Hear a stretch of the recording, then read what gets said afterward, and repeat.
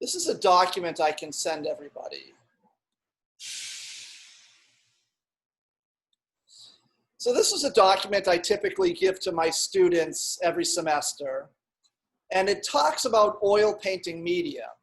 So just to remind everybody, oil painting medium is a liquid that you can mix with your paint as you're painting. That's the easiest way to describe how it's used. There are actually different ways you can use oil painting medium, but that's the easiest way to describe it. And when we first started painting, people asked me if I thinned down my paint with mineral spirits. And I do that sometimes, and that's one way to thin your paint. So you dip your brush in a little bit of mineral spirits, and then you mix that with the paint to make the paint more, what's the word I'm looking for? So you make it more liquid, you make it easier to spread. It allows you to put on thinner layers than you're able to put on when you're using just the paint out of the tube, which is very thick, as people I'm sure have experienced. So okay, so using mineral spirits alone to thin your paint has certain advantages. Like one, it's the safest thing to do. It's the safest way to thin paint if you're concerned about the longevity of your painting. So oil paint has a tendency to crack and peel if the oil paint is not used properly. And when you use medium and add medium to your paint, you have to do it very carefully. Otherwise, you can create problems in terms of the longevity of the painting. So if you use the medium incorrectly, you can create a situation where your painting will crack or peel.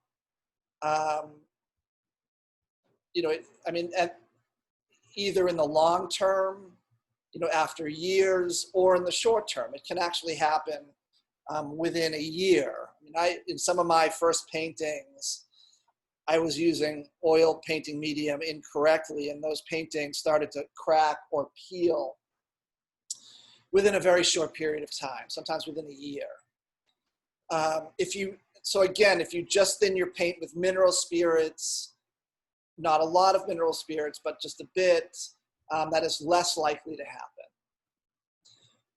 The problem with thinning paint with mineral spirits, and people may have experienced this already, is that once the paint dries, it loses a good deal of its color intensity, its luster, and its impact, right? It starts to look chalky.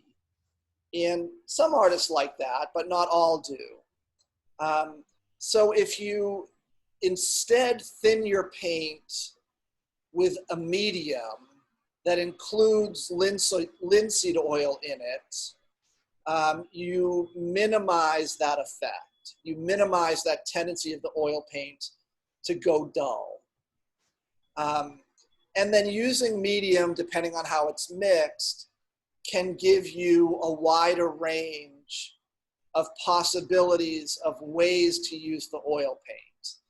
So I didn't prepare a slide lecture, but let me just pull up a couple images. So let's take a couple famous images from art history. So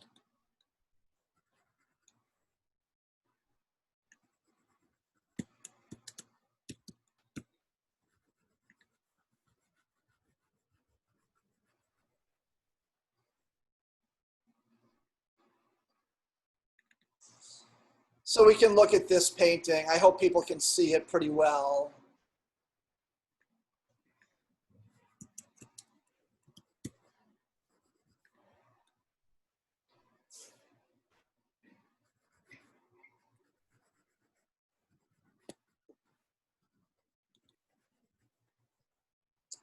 So we can take these two paintings. So Van Gogh, my guess is he didn't use any medium at all. He just used the paint straight out of the tube. And so Van Gogh really exploited and emphasized the quality of the paint right out of the tube, the particular physicality and texture that you're able to get with paint that comes right out of the tube. Or for that matter, paint you just mix yourself. But Van Gogh didn't do that. He used paint right out of the tube. Now, an artist like Van Eyck, to create a painting like this, you're not going to be able to just take that thick paint as it comes out of the tube and just spread that around in a way to create this. So an artist like Van Eyck had to use some kind of medium to thin his paint. And in order to be able to put down multiple thin layers of paint to create this kind of painting. So for certain techniques in oil paint, you really have to use a medium. So I mentioned that, I've mentioned several times that I use a medium, and I've shown you the jar of medium. It's a kind of amber colored liquid. And I also sent people recommended supplies to purchase in order to make that medium. So the way you make a medium, a general, I have the general approach listed here. I'll just read this. I'll send everybody this document. But so oil painting medium is a liquid that can be added to paint during the painting process. It is usually composed of a drying oil, a resin or varnish, and a solvent. Oil painting medium allows a painter to alter the property of the paint. The paint can be made more fluid for easier application without losing its color intensity or its chroma. It can help prevent a matte, chalky surface that can result when paint is thinned with solvent alone. And it allows for transparent paint layers in glazing and scumbling techniques. So those are two painting techniques that I will talk about. So recipes for an oil painting medium. So as I say here, there are many recipes, and you can experiment with those recipes. This is a traditional recipe that comes from a very well-known book called The Artist's Handbook of Materials and Techniques by Ralph Meyer. That gives a whole range of technical information about the painting, the materials and techniques of oil painting. This book, for anybody who's interested, has been around for maybe close to 100 years. It's consistently updated, and it's considered sort of the Bible of oil painting technique. So if anybody is interested enough in that kind of information, you could purchase this book. This is the recipe he gives. So he tells you to use stand oil, which is a kind of linseed oil. You can buy that easily at an art supply store. It's thicker than the linseed oil we use, but you can certainly use it.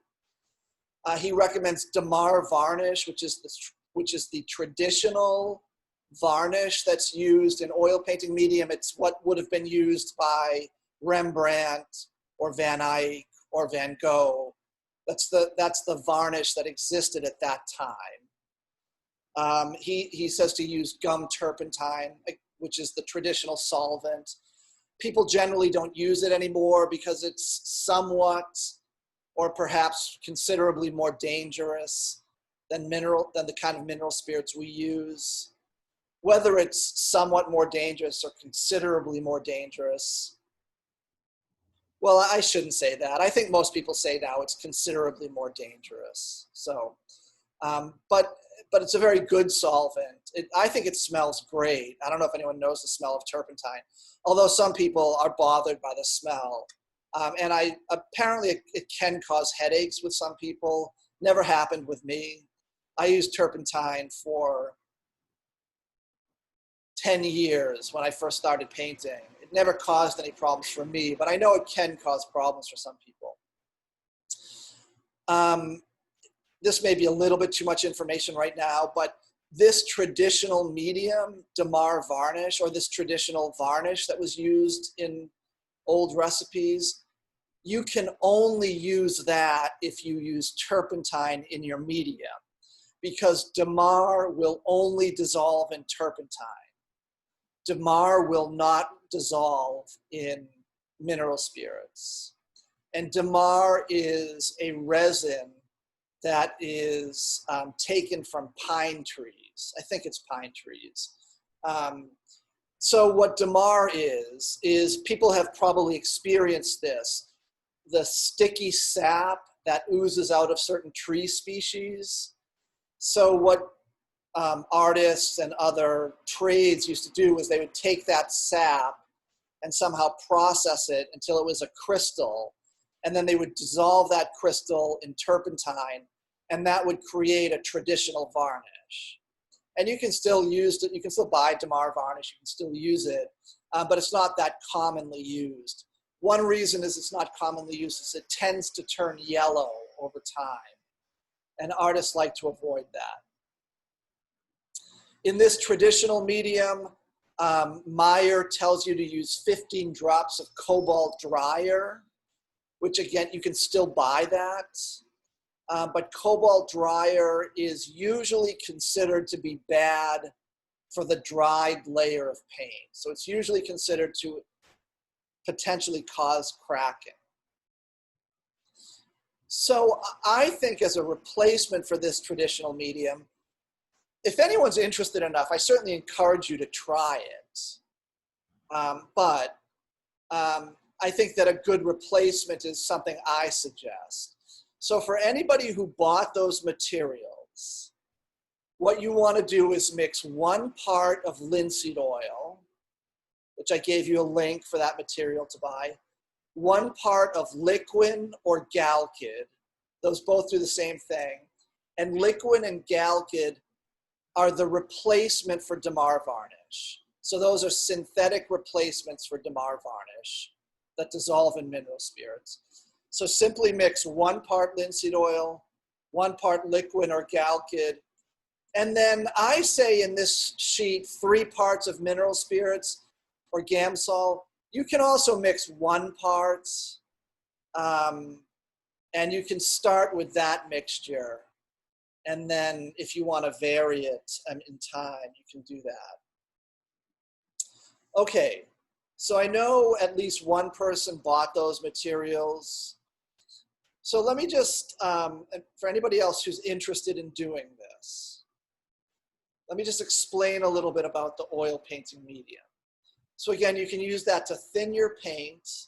And when you use it to thin your paint, it will allow you to hold on to some of the color intensity and the luster or the shine of the oil paint. So one thing that's very important about using oil painting medium, if you start using it in your painting, you have to continue using it throughout the rest of the painting. You can't use it on 1 layer and then stop using it. That is a guaranteed way to make your painting peel and or crack. So if you start using it, you have to continue using it in a very consistent way. So again, if you start using it, you have to use it throughout the process. There's an old rule in painting which was phrased as fat over lean. And what that means is that they used to use the terminology that a layer of oil paint that had a lot of oil in it was considered a fat layer, and a layer of oil paint that had less oil was considered a lean layer. So if you are thinning your oil paint with mineral spirits, you are creating a lean layer of oil paint because the mineral spirits is dissolving some of the oil and creating a layer of paint that has more pigment and less oil.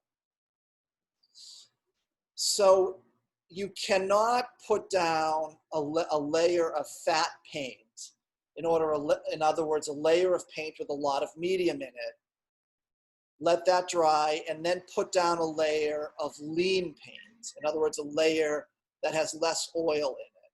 because that layer of lean paint will not stick to the layer of fat paint.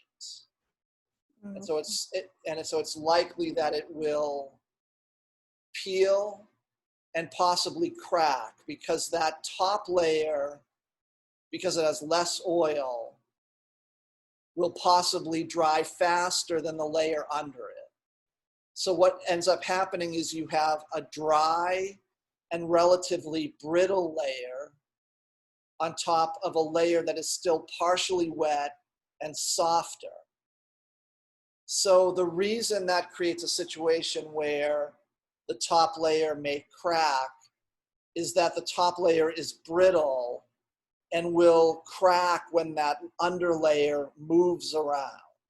So you can think of it almost like putting a thin piece of glass on top of a mattress. Because that glass is brittle and the mattress is soft, it's going to be relatively easy to break that piece of glass, right? Because the mattress is going to give, allowing the glass to easily break on top of it. So it's a similar situation. So if you start using your oil painting medium, you just at least want to make sure that you use it consistently throughout the painting. So that's one thing to be aware of. The second thing is to be aware of how these different ingredients act in the oil painting layer. So the oil that you add, so you're adding oil to your layer of paint, that's slowing down the drying time. So when there's more oil in paint, it dries more slowly. Okay, varnish or liquid or Galkyd speed up the drying time. They make the paint dry faster. So in the medium I recommend, you have equal oil and equal resin or varnish. So they counteract each other. This oil painting medium will make your paint dry a little bit faster, but they basically counteract each other. The mineral spirits will actually also make your paint dry a little bit faster. But if you decide that you want your paint layers to dry a little bit more slowly, you could change this recipe a little bit by adding a little bit more oil, if that's your preference. You don't add a lot more oil, but if you add a little bit more oil, your paint will dry a little bit more slowly if you want that to happen. On the other hand, if you want your paint to dry a little bit faster, you could add a little bit more liquid or Galkyd than the recipe calls for. You could also add a little bit more mineral spirits, and you can experiment with these percentages. So my recommendation, if you're going to try oil painting medium, and I would encourage everybody to try it. Some people may end up not wanting to use it, but I think it's a good thing to try. I would start with a recipe of 1 part oil, 1 part liquid or Galkyd, and then 1 part odorless mineral spirits. Let's change this from 3 parts to 1 part. And then if you decide that that medium doesn't quite work for you, again, if you want it to dry a little bit more slowly, a little bit faster, you could change the recipe a little bit.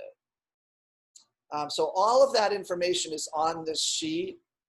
I will, including a cautionary note about the proper way to use oil painting medium. I have the fat over lean rule here. So I would encourage everybody to try it.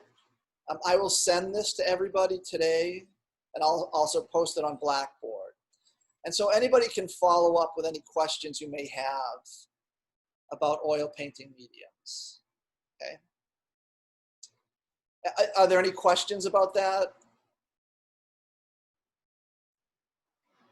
Okay. That's what you dip your brush in before you start painting, right? Yes. You wipe So your brush in? yes, you can dip your brush in. You can also, if your painting is dry, you can also put a very thin layer of the medium over the part of the painting you're going to be working on. and then you can work into that very thin layer. Okay. Does that make sense? Mm-hmm. Yes. So you can do either one, or you can do both. But whatever you choose to do, you want to do it consistently. Okay. And all the materials are from art store, right? All from an art store, yes. Okay. Those are all easily obtainable materials. So I'm not going to show this slideshow, but I just want to show a couple images from it, because I'm not going to be going over people's still lives today. I'll do that briefly tomorrow. But I want to just show a couple things here. I want to remind people as you're setting up your still lives, because as people are setting up still lives and working on their still lives, some people, and this is okay, are choosing kind of complicated forms. What is happening, I notice though, is you're losing the sense of light and shadow. So what I suspect is happening is the forms you're using are so complicated that it's hard for you to see the light and shadow.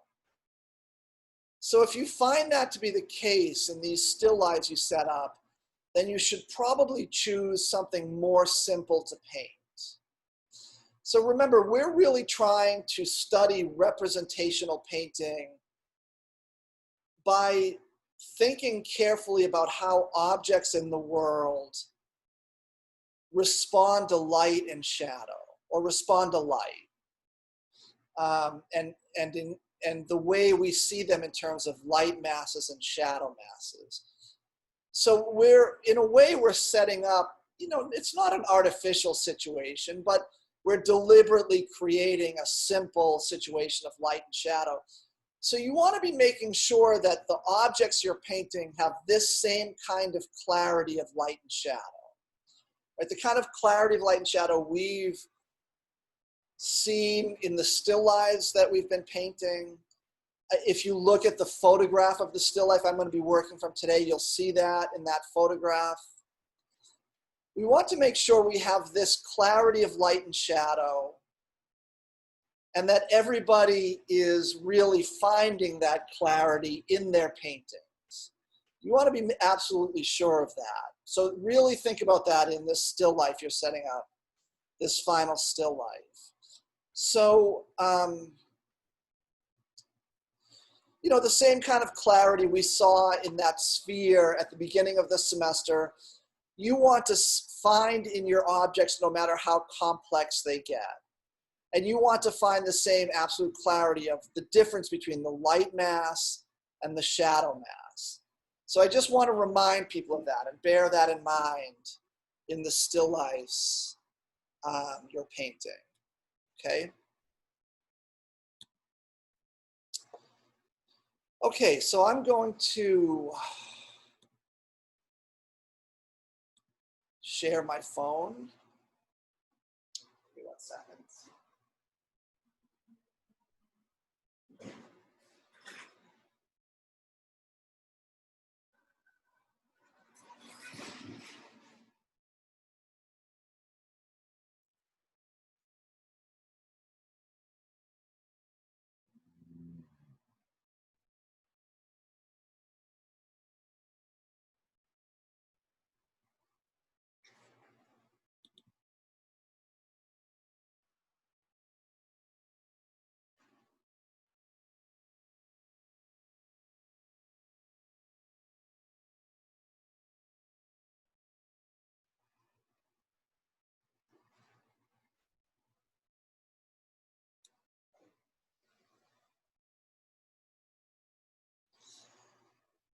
Okay, so I changed the setup a little bit. Since I'm going to be mixing colors, I wanted people to be able to see that's not quite the way I'm seeing the still life, but you get all the important information there.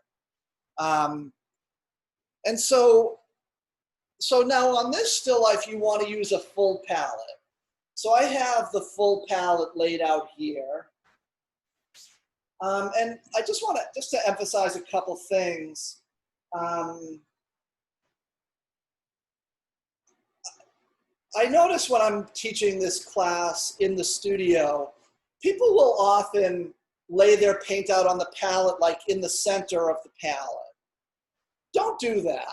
Lay your paint out around the perimeter so you have as much room on the palette to mix as possible. You don't want the paint, somewhere here interfering with the room you have to mix your paint. So make sure you do this.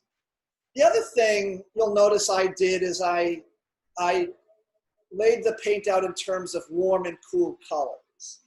So I have white in the middle, and then I have my warms starting with yellow, which is the lightest color near the white.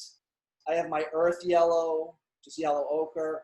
I have my primary red, my magenta red, quinacridone magenta, and then transparent red oxide, which is the earth red. And then I have my lightest cool color, which is the turquoise. Then I have ultramarine blue, and then I have black. And the reason I do that for two reasons. One, when I lay out the palette, the colors exactly the same way every day, it just becomes much easier to go for those colors. You end up remembering where your colors are the same way you end up remembering where the keys are on a keyboard. And it just becomes a much easier way to go to those colors. So I strongly recommend that. And, like if you don't do this, if you just sort of put your colors anywhere every day, it would sort of be like having to learn how to type for the first time every day you sit down to write a document. I just think it's much easier to lay out the colors this way. The other advantage to laying out the colors in terms of value, so the lighter colors closer to the white, is you're able to keep your colors cleaner that way.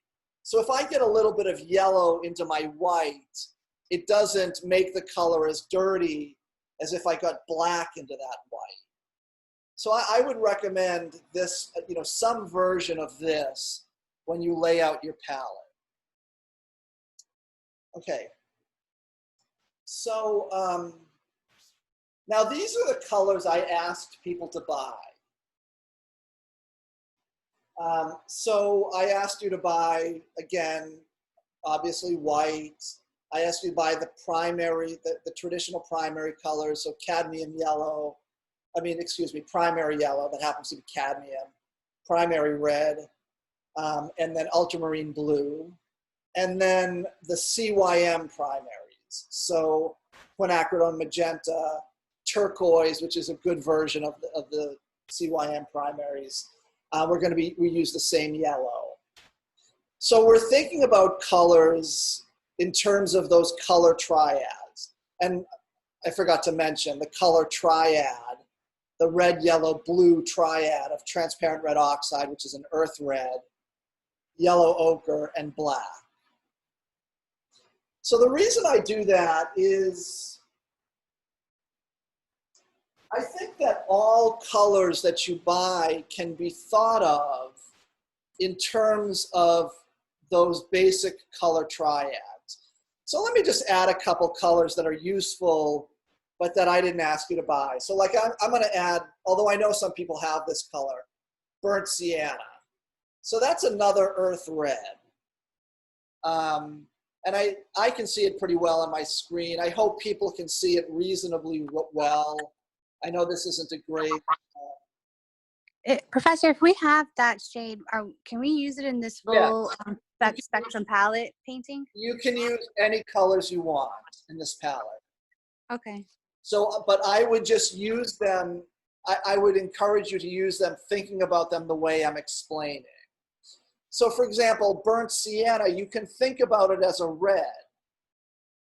And it can be used as a red in a way I'll talk about in a minute. A color I really like and I use a lot, especially when painting the human figure, is a color similar to burnt sienna. It's called Venetian red. You can see that it's a little bit brighter. So these are all earth reds. Another color that I find very useful, it's similar to yellow ochre, is a color called raw sienna. And this can be used as a kind of yellow. And I think you can see the similarity to yellow ochre.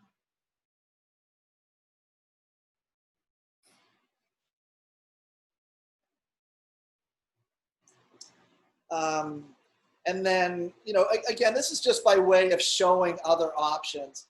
This is a really beautiful blue. It's very expensive, so I don't use it that much, and I never ask students to buy it. It's called cobalt blue. It's very, very expensive. A small tube will cost you something like $50 to $80. So you have to really need it. So now you want to be thinking about all these colors, or I think it's very useful to think of them as versions of red, yellow, and blue. It just allows you to think in much more, it allows you to think much more clearly and much more easily how they can be used to mix colors. So I'll show you what I mean by that. So let's just say,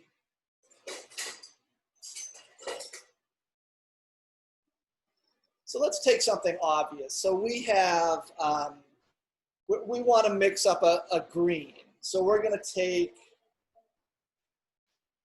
our cadmium yellow and we'll mix it with our ultramarine blue.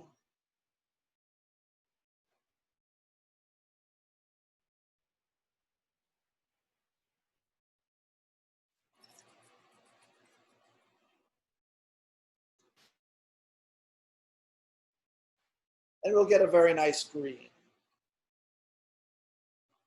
Now let's say we want to darken that color. So we might think, what's a color, if we're thinking about the color wheel, so we're thinking about our color wheel, or color star, what's a color that we can use to usefully darken or gray down green?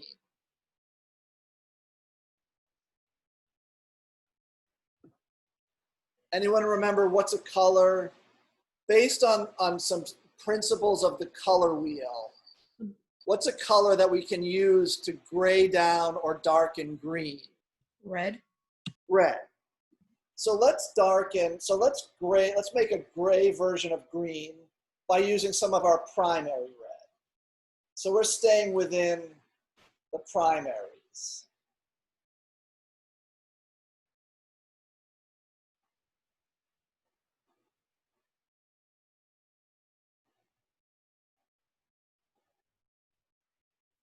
So that's a nice,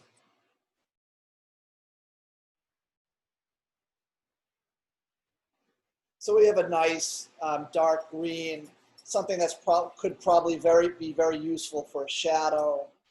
So let's see what happens when we mix a different red.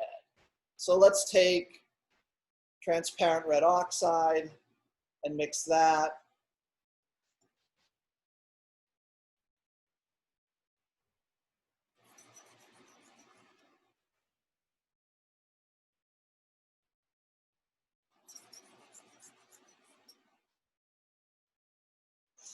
So we're getting a slightly different dark. It's a little bit of a richer dark. And so by thinking about all these colors in terms of their relationship to a color triad and to a color wheel, I think you can start thinking clearly about how they can be used usefully to mix different values. So what I mean a little bit more specifically is, let's say you're trying to get the shadow color for a green object, and you mix up a green, and then you add your primary red to it. And that doesn't quite work. You feel like you need something a little bit duller, a little bit darker. So maybe your earth red is going to work better for that. Okay. Let's say we need to mix up a dull orange. So how would we mix a dull orange? Like, what's a way we can mix a dull orange?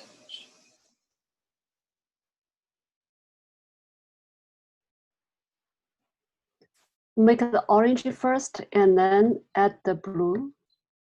And then add blue? Yeah. Yeah, that's a possibility. So we can mix orange by mixing our primary red and our primary yellow. In this case, cadmium yellow and cadmium red medium. And then if we were to add a little bit of blue to it,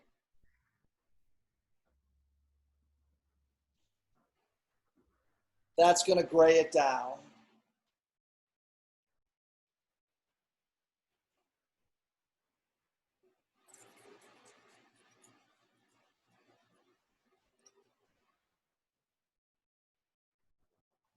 And we get a specific kind of, and we could keep varying that. We get a specific kind of gray orange.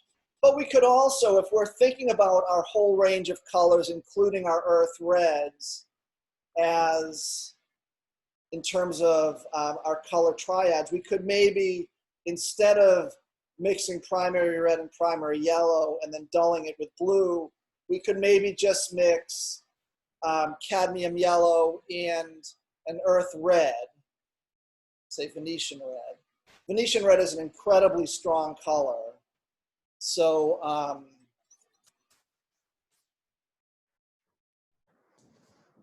you don't want to use too much of it. So we'll mix Venetian red and cadmium yellow.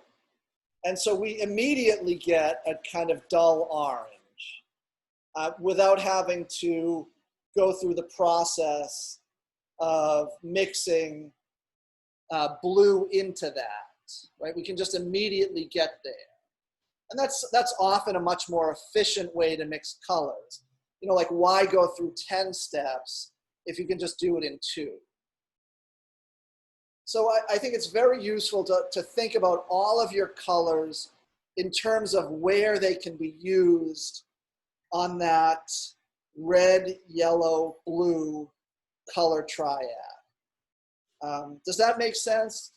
Does anyone have any questions about that? I have a question that's kind of unrelated. You're using a painting knife. Like, we haven't used that before. So, are you using it just to mix the colors? I'm using it, just to mix the colors for this, because it's just easier to clean it off with a rag. It just wipes off instead of having to dip it in mineral spirits like I have to do with my brush.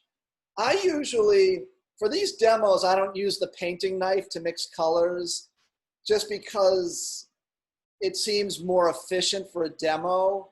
But when I'm working in my studio and I'm mixing colors, I mix them with the painting knife. So that is a little bit of a preference.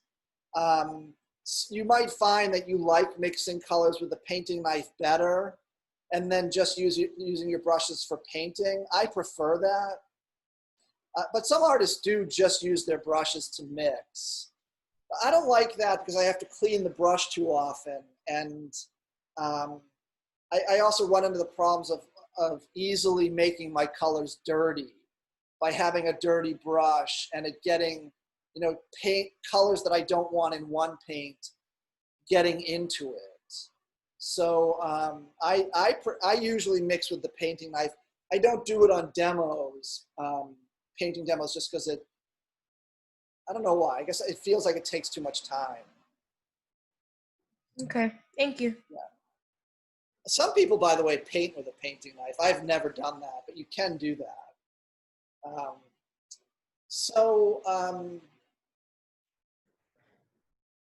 Okay, so I just want to think if there's anything else I can.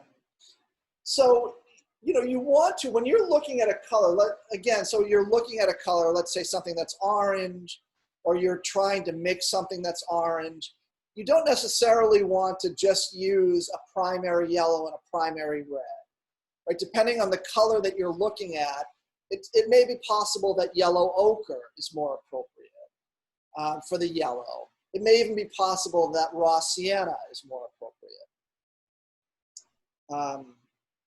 And I'm going to talk about, and I'll continue talking about these basic ideas as we work on today's demo. Okay. So I'm going to clean these colors off.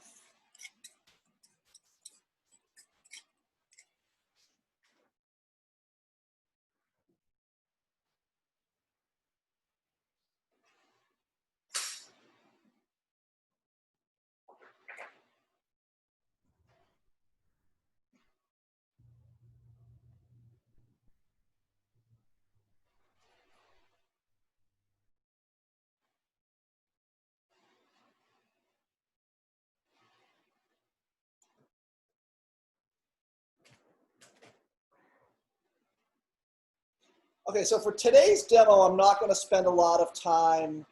I'm not going to spend a lot of time drawing. I'm going to draw very, very quickly because we've gone over the basic drawing issues, and I don't want to waste time on that.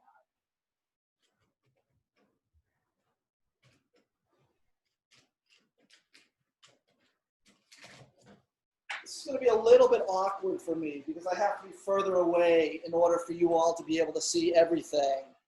So just forgive me a little bit for that. So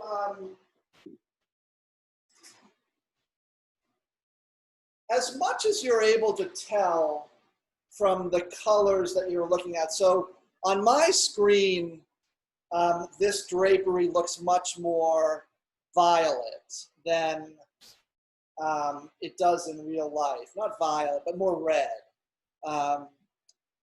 But I guess it doesn't really matter because everything here is going to look more red too. So let me ask people, what color would people start with to mix that? How would you start mixing the light side of this drapery?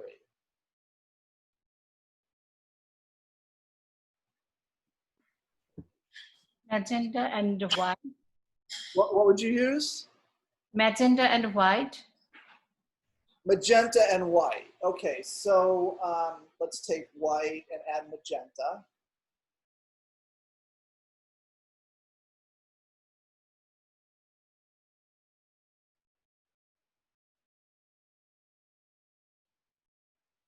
So the first thing I'm going to do when I ask myself what I want to mix is I'm going to ask myself what the value is. So it's a light value. So it needs a considerable amount of white. What is the hue? So I don't know who answered that question, but someone said magenta. It looks Right? like an earth tone color, so I wouldn't. I'm mean, sorry? I said it looks a little bit more like an earth tone. More like an earth tone. Okay, so that's a possibility. But so magenta, but an earth tone, but what, like an earth tone in what color family? Earth red, earth yellow? The earth red, maybe like Earth red.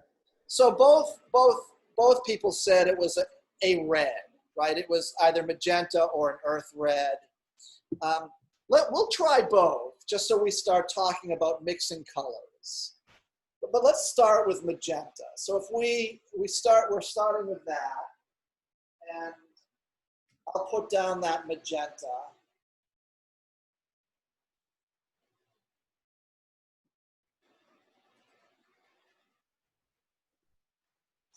So what do you think? That magenta, if you compare this to this, what could change about it?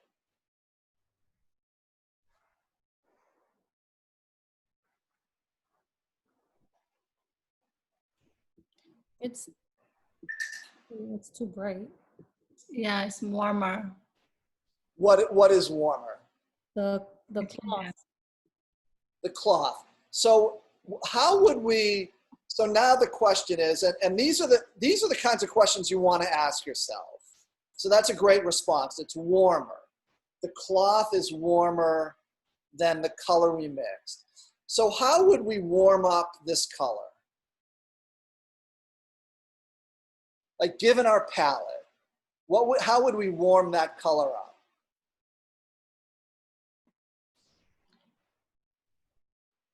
Maybe a little red. A little bit of red. Yeah. Or the yellow. I was gonna say the earth yellow. Let's first try a little bit of red. So we already used magenta.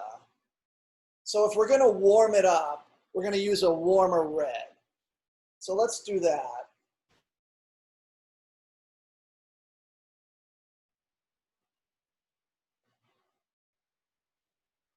I'll put that here. And then it's gonna need a little bit of white.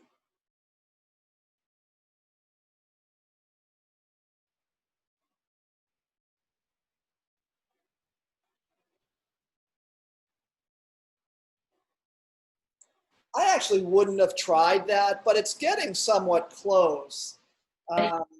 Close.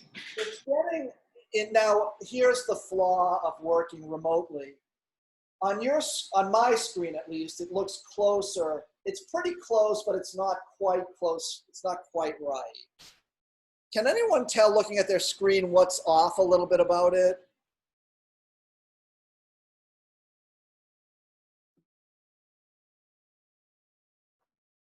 It looks like it's a little pinker, but it should be like a little bit more grayed.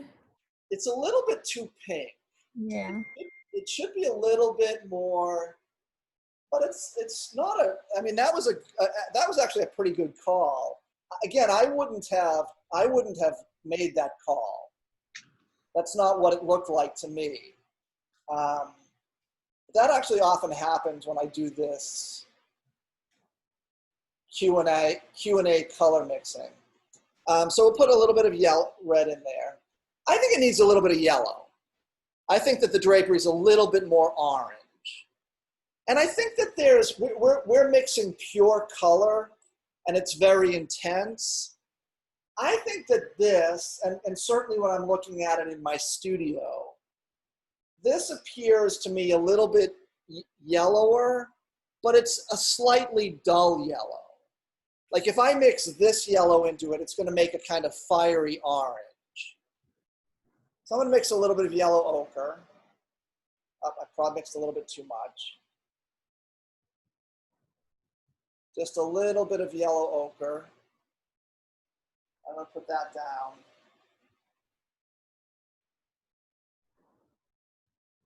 And I'm going to mix a little bit of white with it. A little bit of white.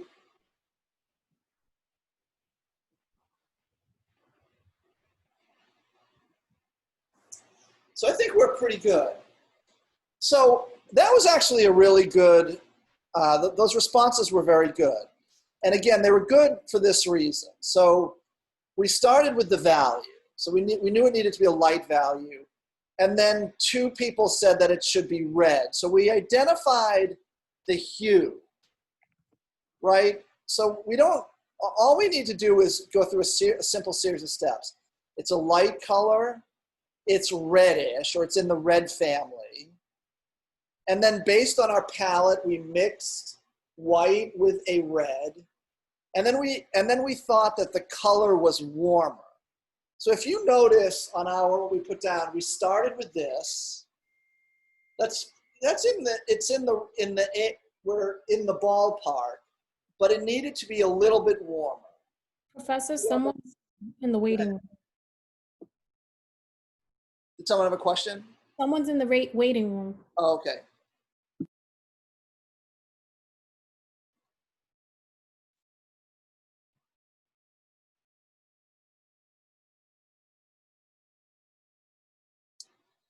So we started with this. We realized that was too cold or too cool. We said it needed to be warmer. So we added a little bit of red and then a little bit of yellow ochre. I think we got pretty close to the color we need. So I'm going to mix a little bit to start my painting. I'm going to just mix a little bit more of this.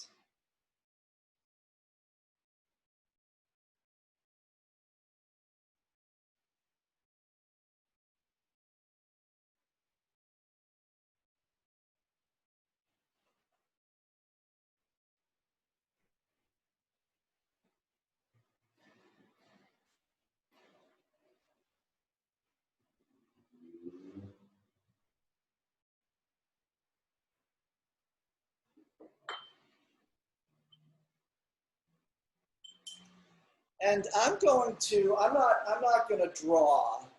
I'm just going to mass in. So I'm just going to mass in my color.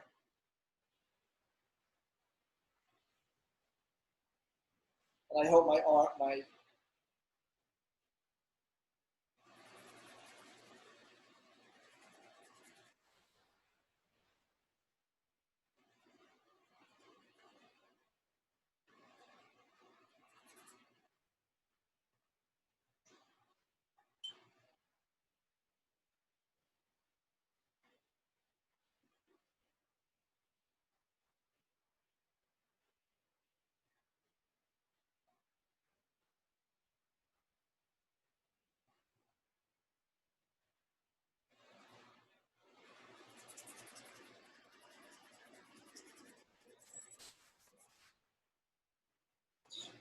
So again, I'm not drawing today just because we've gone over the fundamentals of drawing, and I want to give as much time to color mixing today, but I would recommend people draw just as we have been doing. I will say that there are some people who paint this way. This would be called massing in, where you just mass in. Where you're just painting by massing in big areas of color. So what I'm doing is I'm massing in this big mass of light on the drapery. And then I'm immediately going to go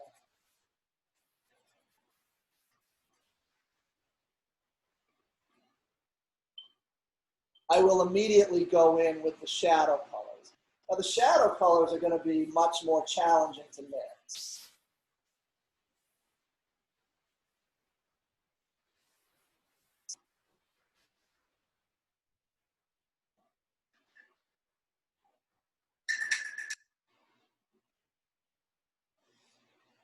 Okay, so I think you can see, I see it a little bit in this painting.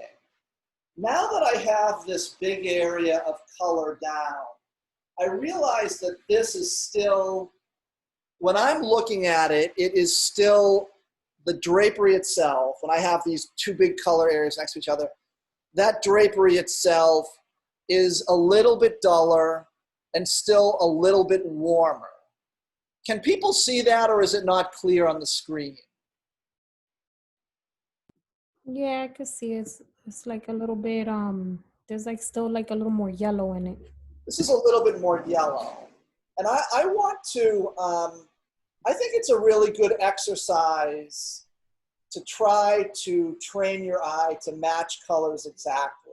You can't always do it, but you can often get very close. I mean, sometimes you can do it. Sometimes, by the way, if you really are trying to match colors exactly, you may run into situations where you just have to go out and buy different pigments. That's possible. This will get you most colors. So that color, the color of that drapery is just a little bit yellower and just a little bit duller.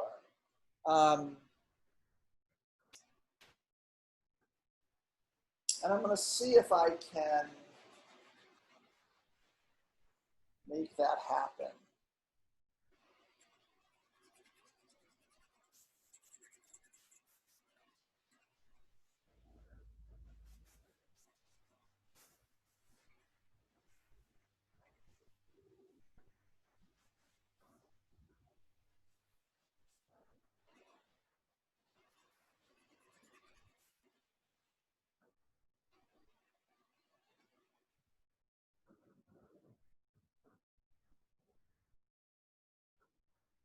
Okay, I think that's much closer. So I looked at this. I looked at the color I had down before and compared it to this, and I realized that this color was still too red. That color was a little bit more yellow and a little bit more dull. So I just added a little bit of yellow and a little bit of white to it. And I think I have something much closer. Okay, so now a real challenge is going to be the color of the shadows. So what do people think? Anyone want to offer an opinion on how we can get the color of those shadows?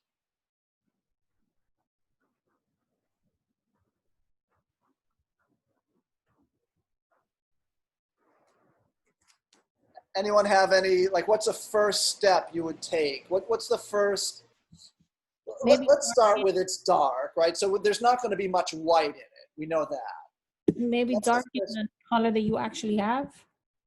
A darker version of the color I have? Yeah. Well, yes, yes, I think we could put it that way in the sense that, what would we call this color?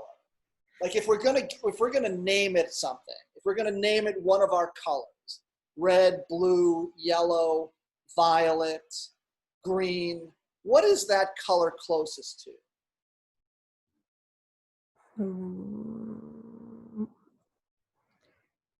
Can I say magenta is the closest color to it? I mean, it's in the Yeah, red. yeah, it's a kind of magenta. It's a kind of, like we could say magenta.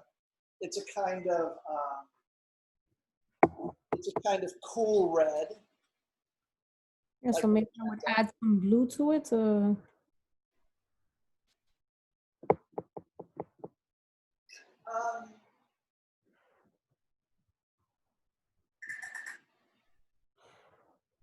yeah.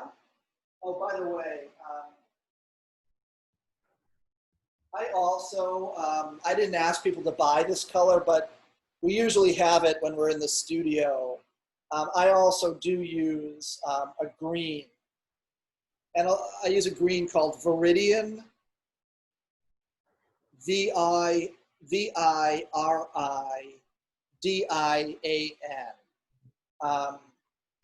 So, you know, if people want to add greens to their palette, you can, of course, mix that, but I find it very useful to have on the palette. Okay, so we said magenta, which I think is a good call. But if we look at this, why don't we put that down? So let me just, I have to decide exactly how I'm going to, so here's where my,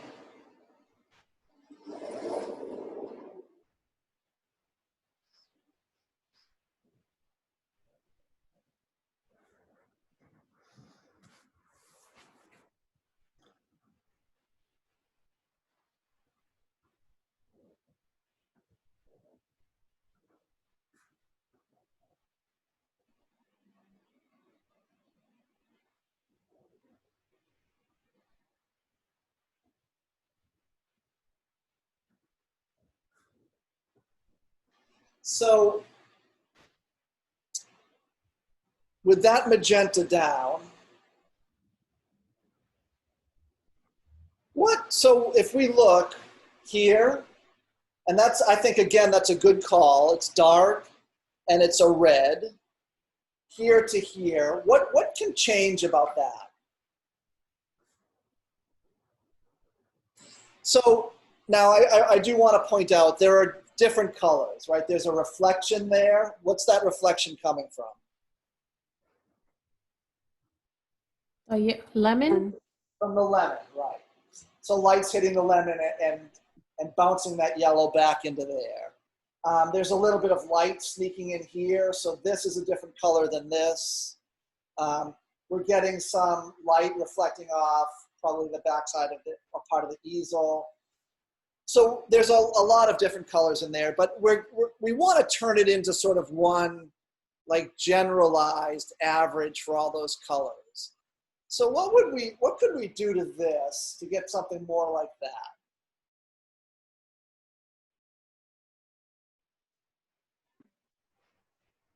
Add a little bit of black. Let's avoid using black.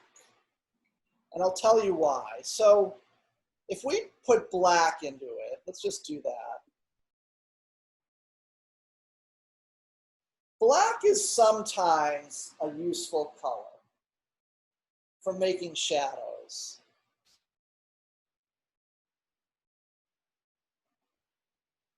What happened here with that black? We put the black down, we darkened it. A little too purple. It's purple, right? The black mix, remember black is a kind of blue. Black mixed with the magenta makes a kind of purple. And we want to avoid the impulse to think that when we need to make a color darker, we should put black in it. Or we should put brown in it. I don't ask people to get browns, but you want to avoid that because it's usually not, it's not going to give you the right color. It's going to darken the color, but it's going to darken the color without giving you anything that suggests the right color. So black is not going to work for us here because black makes a kind of grapey purple. Maybe earth red. Say it again. Earth red. Add red? No. No, Add red, I think she said oxide red. The oxide maybe? transparent red oxide. Oh. So let's see what happens. So I'm going to add transparent red oxide and put a little bit of white in that. That works.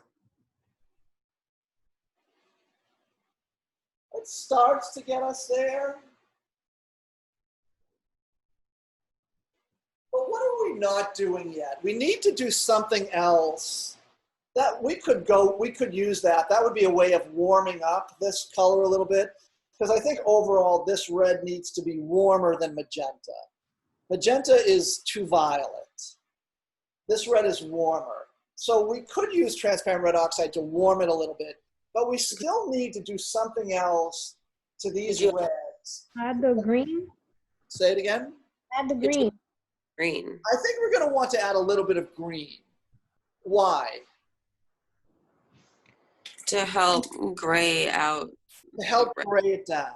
That's right. We want to gray this red down a little bit, right? Because this is a red, but it's a grayish red, isn't it? So let's start with magenta, and then I'm going to mix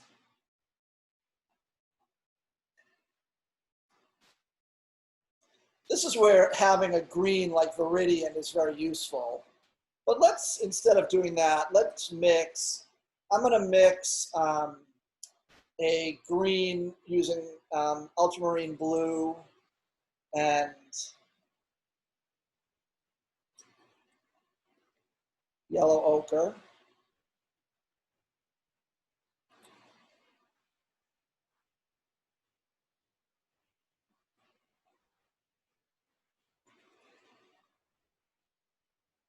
Professor, a few sessions ago, you also mentioned cyan blue, right? Is that a color you suggest having in our palette as well, or no?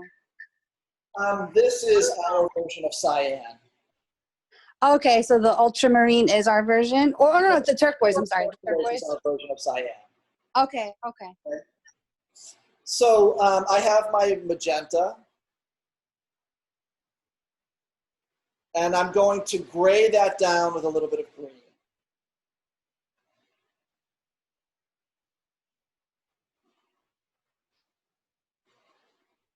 Now that is too dark, so I'm going to mix white with it.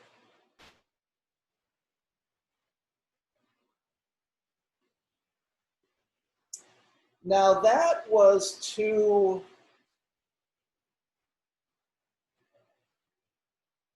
that I think is too purple. So so we used too much blue in the green mixture. So how can we remedy that? Like, what do we need to do? There's too much blue in there. Add some yellow. Yeah, we'll just add a little bit more. We'll add a little bit more red and yellow. Add a little bit more of our red to counteract the blue. And I think that needs to be a little bit warmer.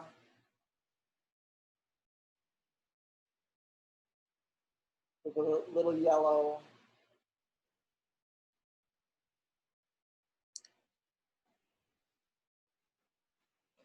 So now we have a red, but it's gray. It's a grayed down red. And it's starting to have the warmth that this red has. Right? This red has a warmth that just adding black or our first attempt at adding that blue didn't quite do justice to. So I'm going to very broadly put down this color. Whoops, too thin.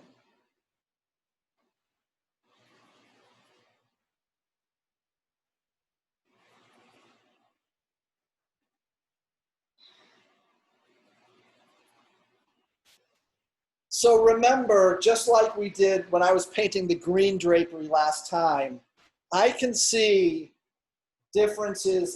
little differences of lights, reflected light, and that kind of thing in here. But I'm not gonna paint all those little differences yet. I'm gonna block in the big simple shadow shape. Okay. So now that I've started putting this color down, what do we think? Now here's a good time to ask again, is there something that could change about it? What do people think?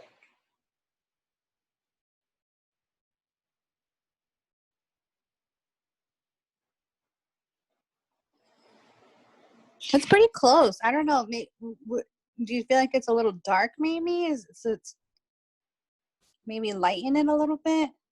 Okay, so let me see. So, But it's pretty close. I feel like it's really good.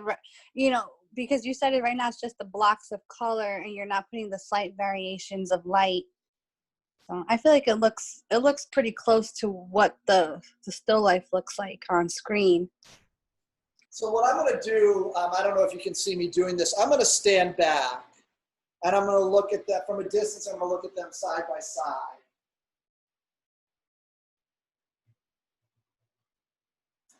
It is pretty close.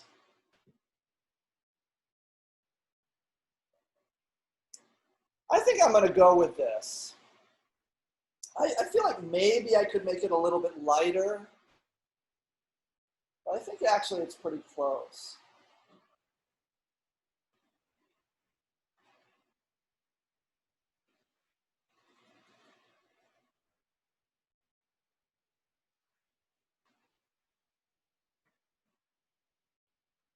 This kind of painting, by the way, some artists do this kind of thing where they put their canvas.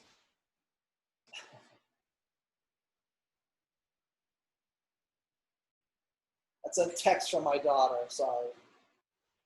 They put the canvas right next to what they're painting, and they have both under the same light so that they can see their colors and their drawing very clearly.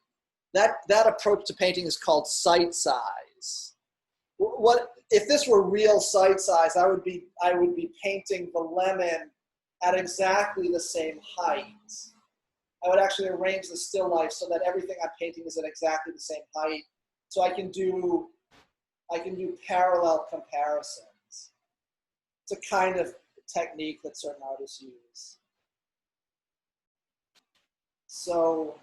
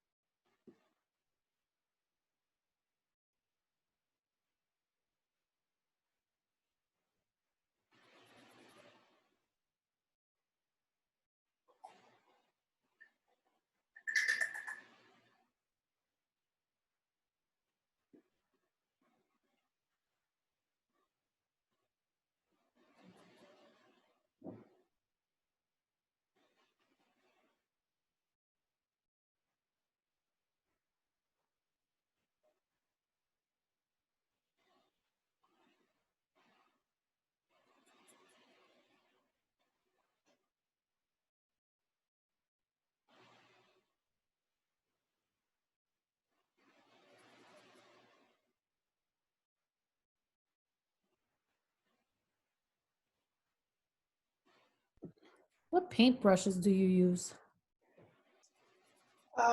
Well, this is called a Utrecht, Utrecht. It's called Yeah. the Tuscan series, Okay. and it's a synthetic bristle. Does that help? Yes. I think these are good brushes for blocking in. I was gonna say I could tell that the bristles like brush back and forth easier than the ones that we have. Yeah, possibly. These are good for blocking in. They're not that expensive. They're not that good for like fine work.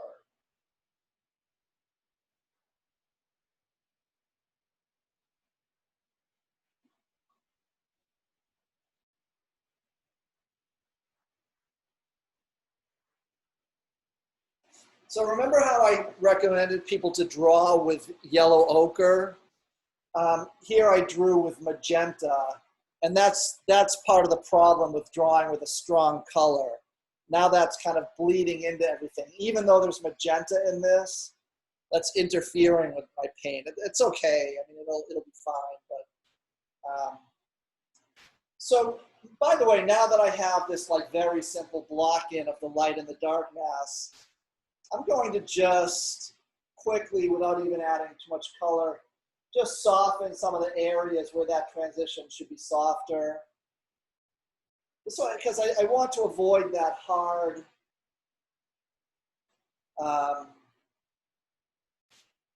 that kind of hard, shapy thing that happens sometimes when we're thinking just in terms of lights and darks. So I'm just going to soften these a little bit. I'll go back in later and find the more appropriate halftone color. But I want to start suggesting the way those edges turn.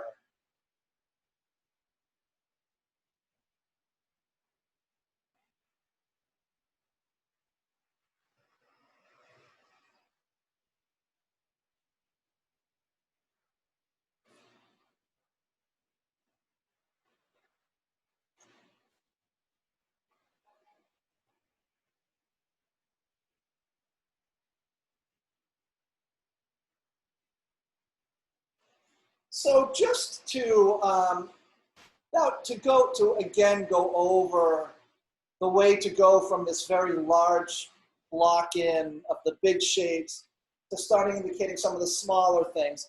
If I want to start painting, let's say, the reflected light in there, or this little bit of light here, what am I going to do? What am I going to add? Now, how am I going to alter this to start indicating that reflected light?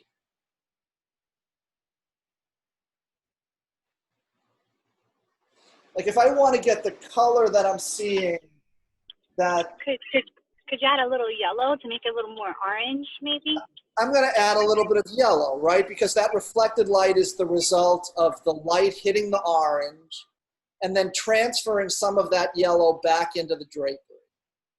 So I'm going to take my shadow color and I'm going to add a little bit of yellow to it.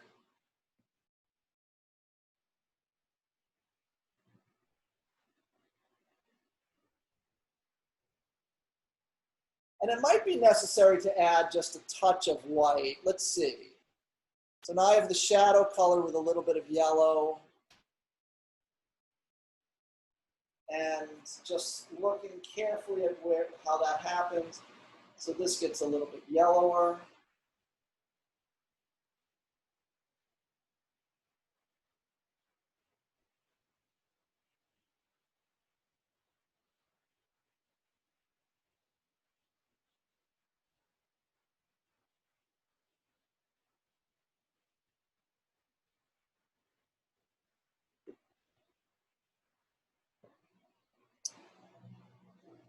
And now that I put that down, I actually think it should be a little bit more that there's something about the way that yellow is reflecting into the drapery that makes that color a little bit more orange.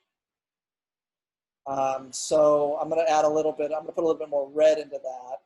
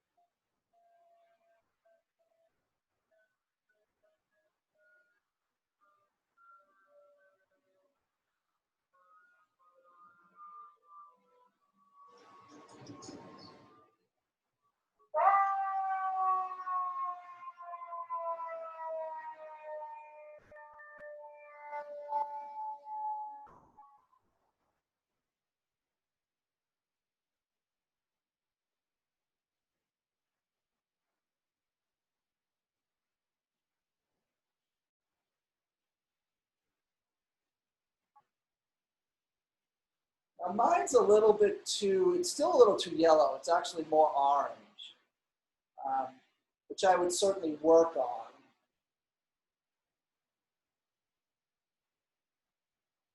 So what else, looking in this shadow area, what else do you see that I could add there?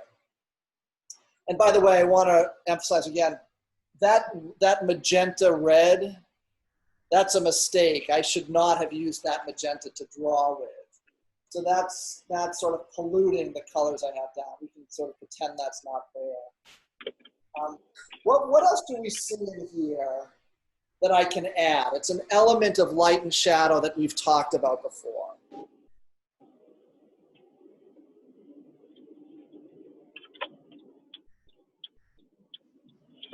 I was gonna say blue, Professor. Like maybe it feels like a cooler color in there, maybe. But I don't know. What do we call the? Let's see. Cooler. Yeah, there are some cooler areas which we can get to. But what do we see in here? What do we call those?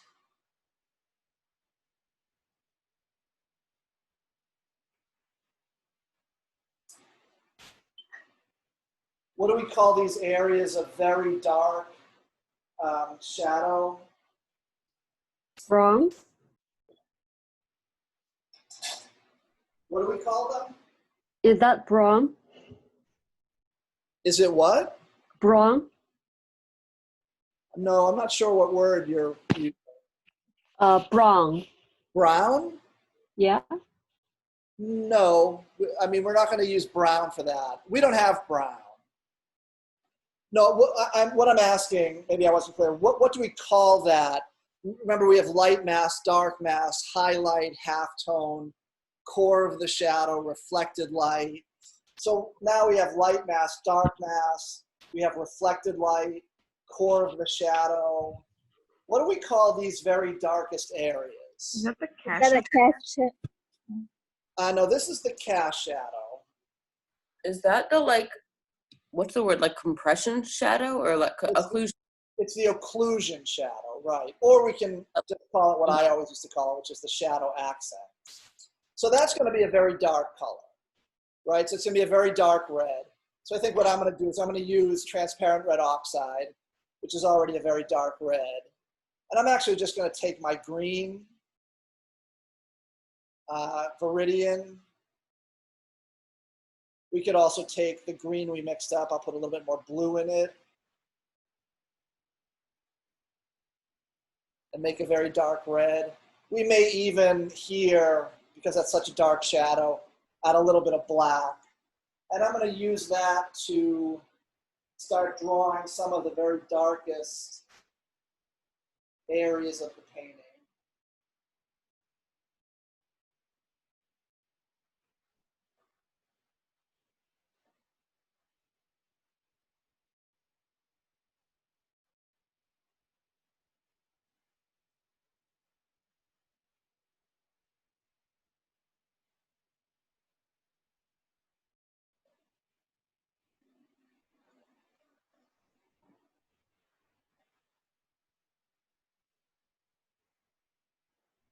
And now that I look at it, I think it should be a little bit more red.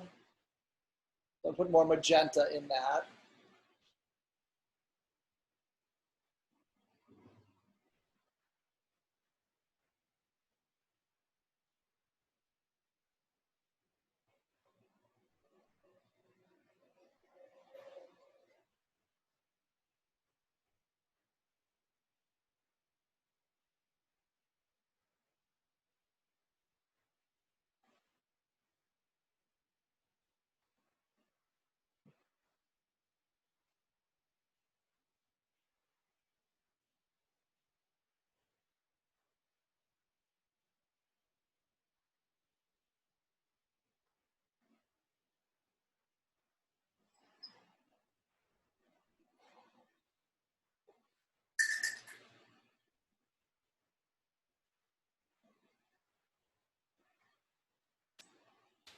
And I'm going to make that a little bit more subtle. I think that was a little bit too strong.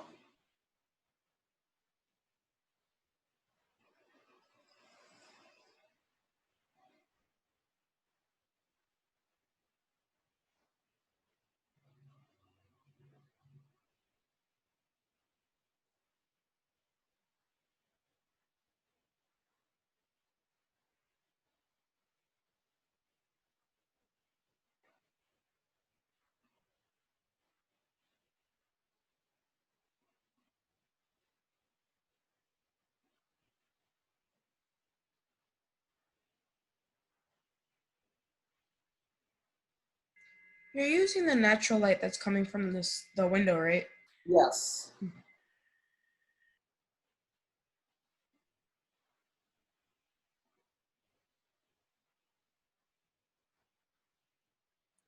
Could we also use natural light or Yeah, you can use natural light as long, but you're going to need to have a light that's north facing, because otherwise the light's going to change because you're going to get sunlight coming in and you won't have a constant source of light. So a natural light source has to be north facing. So, it all depends on if your house or your apartment has that.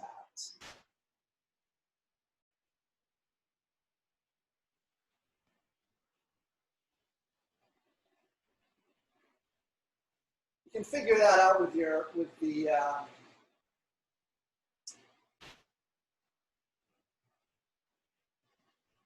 most smartphones now have a compass.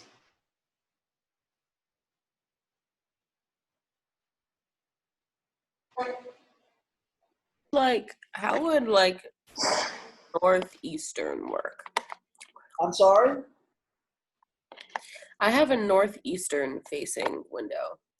Where's the east? So in the morning, you're going to get light coming in the morning. If you do I guess it's possible if you do all of your lights, all of your work, after the sun has stopped shining directly in your window. It stops pretty early. It's like around 9 already that it starts. Yeah, I think that it's possible, and you could use that.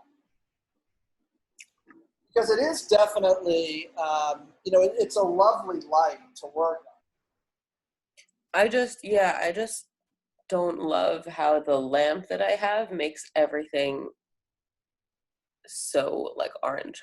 So intense, yeah. You can get different, you can investigate and get different kinds of lamps. None of them are quite as nice, I think, as natural light, but you can get things that approximate it. If I decide not to use the lamp source of light, do I still need to use the box? Not necessarily. If you can set up a situation where you have enough of a directed light so that there's a clear light and shadow situation on the objects you're painting from without the box, then you don't have to use it.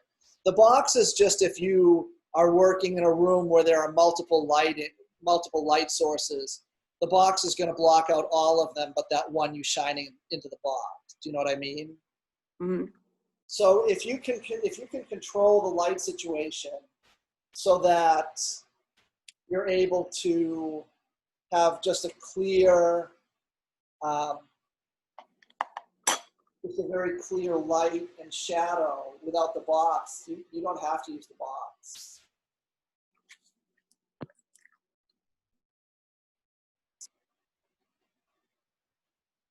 So I'm trying to make my reflected light a little bit more orange.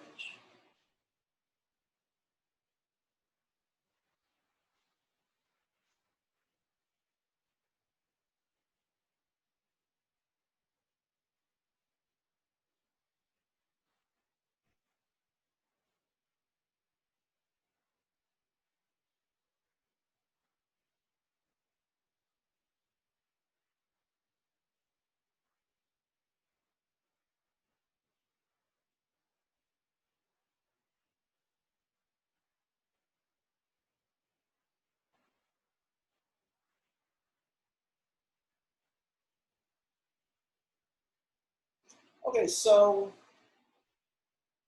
and actually now that all of these areas are a little bit more orange or getting reflection. Okay, so now I have a simple block in of that area of the painting.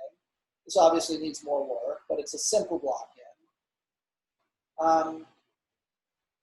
So now let's talk about the lemon. So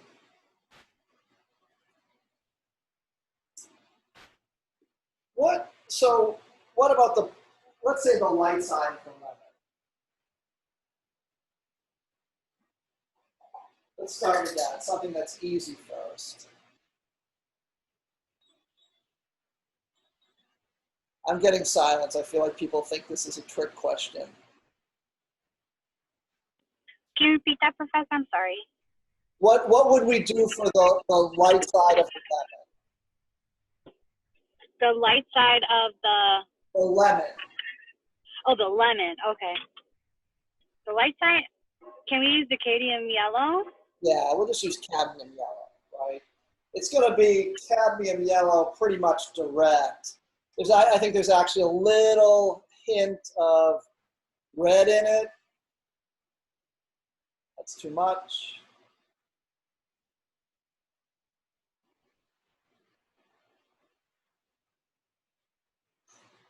Let's see, that may be too pure. But so this is obviously a color we could not have gotten just with, we never would have gotten this just with yellow ochre, right? Yeah, I just experienced that because I did lemons for my my still life that was due this week, and I was struggling to get that lemon yellow with the yellow ochre. Yeah, there's no way to get that. But you can do things to make it look more like that lemon, that yellow, but there's no way to really get that color. Yeah, that's the challenge of working in that limited palette with the 3 earth tones that we were using. I had the same trouble with my Granny Smith apple. Okay, so that is basically the color of that, the light side of that lemon is basically cadmium yellow, and then just a touch of cadmium red. And maybe we'll put a little bit more. Professor Selena's trying to get in. Okay.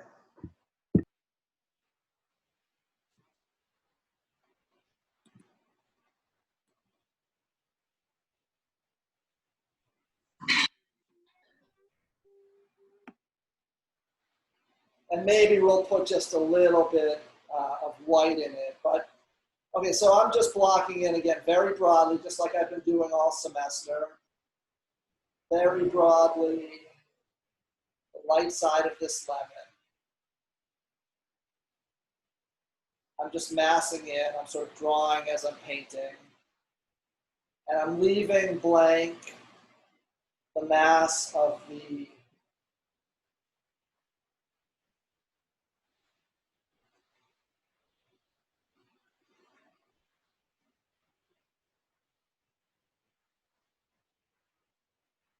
shadow mask blank.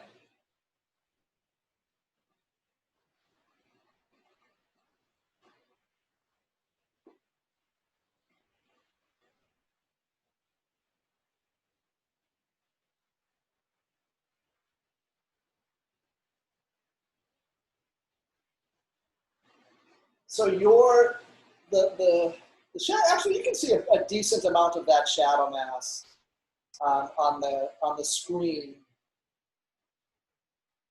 You know, I'm seeing it a little bit differently than you're seeing it on the screen.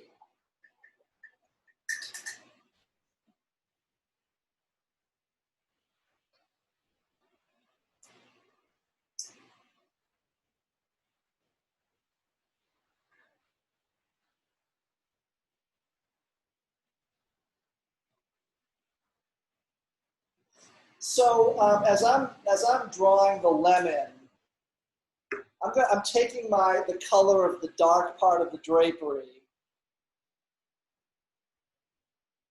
and I'm bringing that right up to the edge of the lemon paint, so that I don't want to have an edge on the lemon that looks like the edge of a decal, if you know what I mean.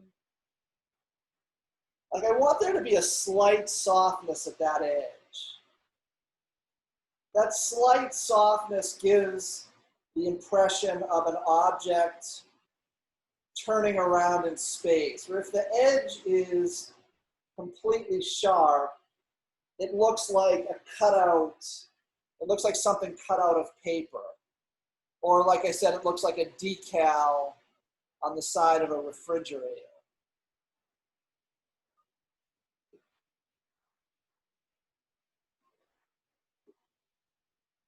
So I just want to give that edge a little bit of softness.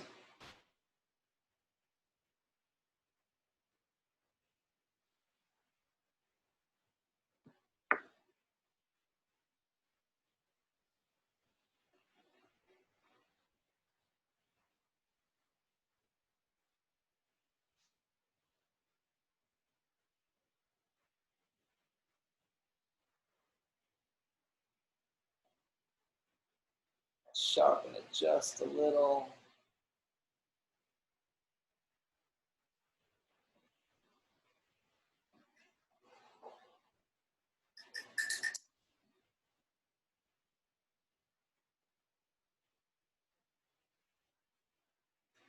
So from where I'm standing, I can see just a little hint of whatever we call that thing on top of a lemon, the navel.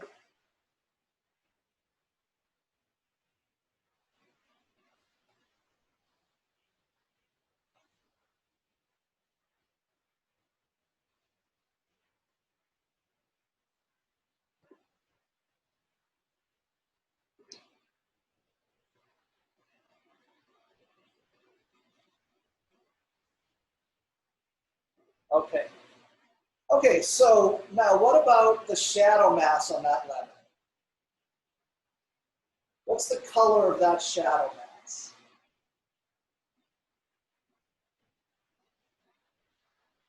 What do people think?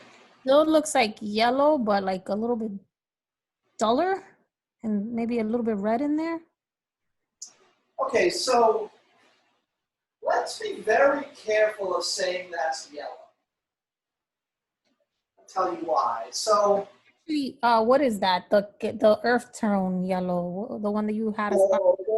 well, let's do an experiment. Let's figure out what value is the color of the lemon approximately. So my number 7 value here that my thumb is on, that's a little darker than the lemon, right? The value of that lemon is around 8. Do you see that? Of the light side of the lemon? You see how those are around the same value? This value and the light side of the lemon? Yeah. So what's the value now of that shadow side? I know you can see a little bit of the shadow side. The value of the shadow side is around, Like 6? 6 is a little bit light. It's around 5. Maybe, no, it's actually a little bit.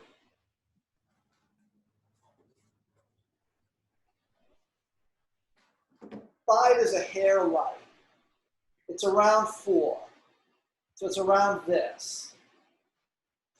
So we want to be really careful. This is around the value of the light side. The value of the shadow side is around 4. So we're never going to make that value anything like what we would typically call yellow. It's just not going to be possible. So we want to be really careful of not thinking this is a lemon is yellow, so that must be yellow. Because it's true this is a yellow object, but light is no longer hitting this. And we can only see the true color of something or the local color of something when it's illuminated by light. Light's not hitting this, so we're not really seeing yellow anymore. There is some yellow in it, but we're not really seeing yellow anymore. Okay, why don't we let's take a 15-minute break. I'm gonna recharge my phone and then we'll get started again. Okay, so it's 10:56. Let's start up again at 11:15. Okay? It's time for a break anyway. Okay.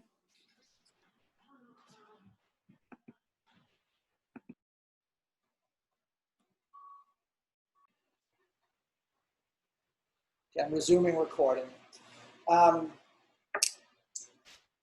So thinking about what we've talked about in terms of lights and shadows on objects, what can we start now adding to our lemon? A highlight? I'm sorry? A highlight?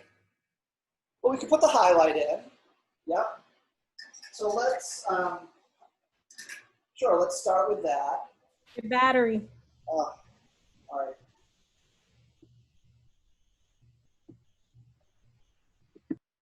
Okay, so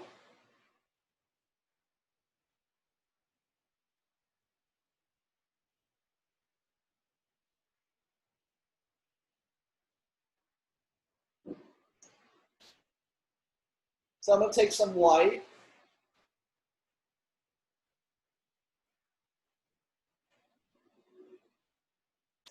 And what is the, do people notice anything about the shape of the highlight? What does the shape of the highlight look like? A rectangle, kind of? Looks like a rectangle. It's a pretty good reflection of the window that's illuminating the light source, that's illuminating the still life. And so the highlight's actually going to be, because that light is slightly bluish, that highlight is going to be just a slightly bluish white. Now, it may not be necessary to do that at this point, but I'm going to put just a little bit of blue in there. And then the highlight is subtle.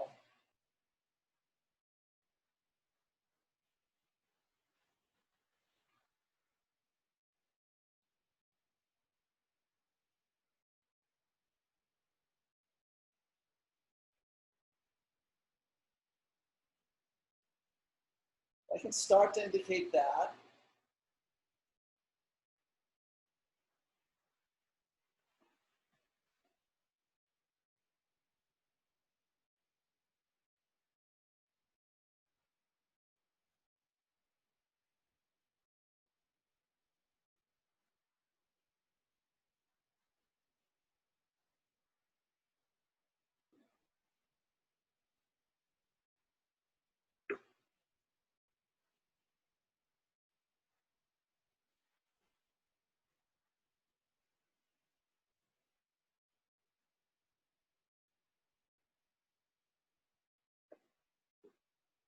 And what else have we talked about in terms of lights and shadows? So we'll start to indicate the highlight. A halftone? Yeah, we want to start indicating the halftone where the lemon is transitioning from the light into the shadow.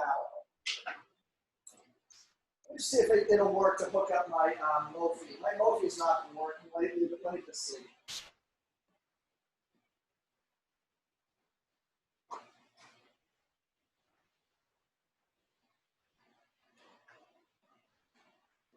Let's see if I can get some juice here.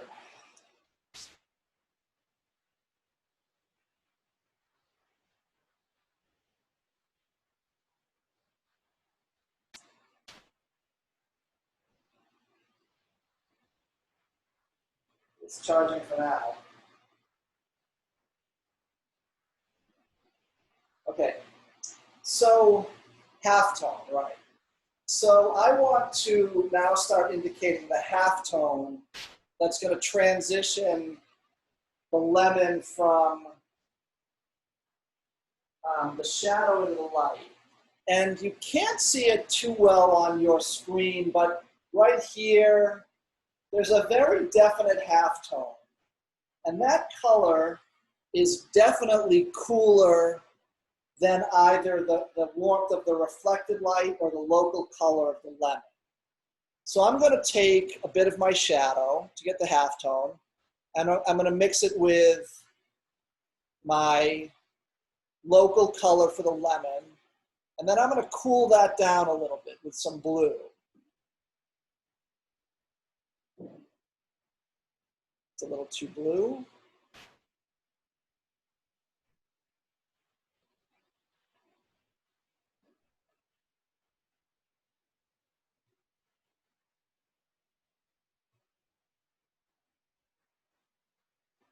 So I'm going to now go in and I'm going to start rolling that form.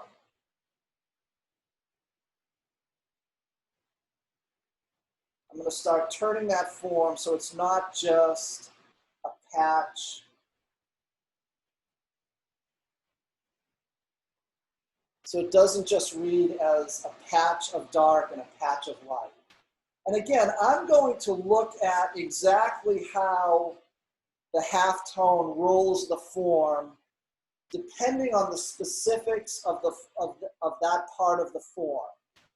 So some parts of the form may have sharper transitions, sharper planar transitions, and some parts of the form may have softer planar transitions. And I'm going to look at the halftone, or I'm going to look at how the halftone indicates that to me. In other words, where there's a softer transition, there's probably going to be a broader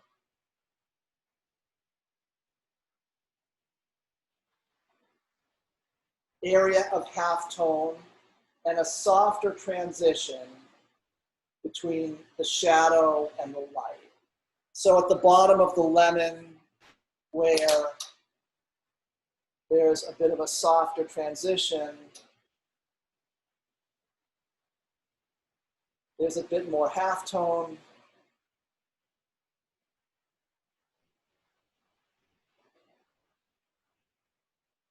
And there's a softer gradation between the shadow and the halftone.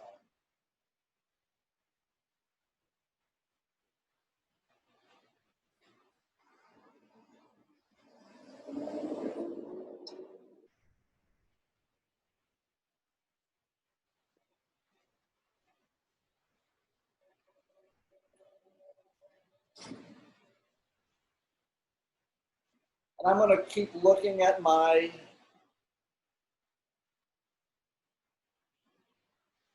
going to be stepping back and forth,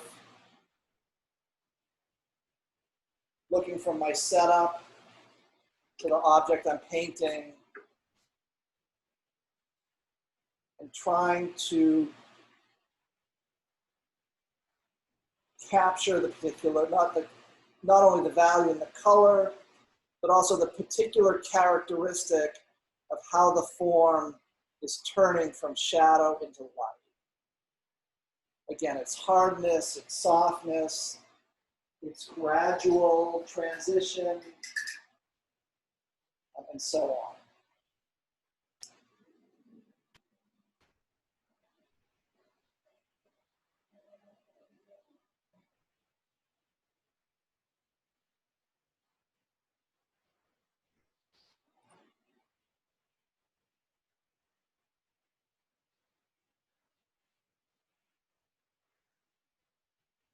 So again, I'm not losing the distinction between the shadow edge and the light. I'm just softening it. But we still maintain that distinction. So now up near the top of the object, the top plane, because that's at a slightly oblique angle to the source of the light, that's a little bit darker.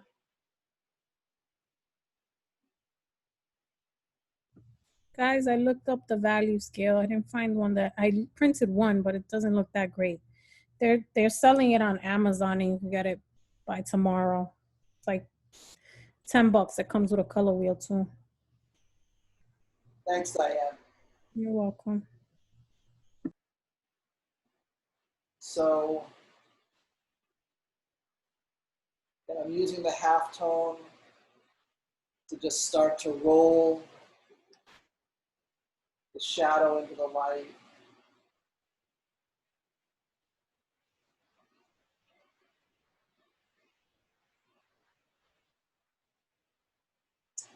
So this kind of thing, this adjusting the halftone with the shadow of the light, it takes some back and forth.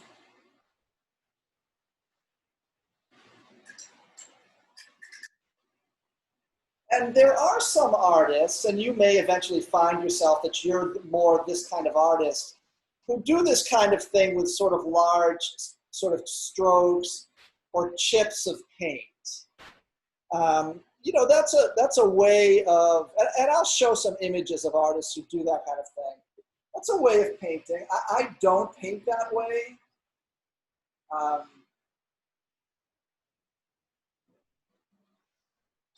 Just because it's not the kind of look I want in my painting, but you certainly can work that way.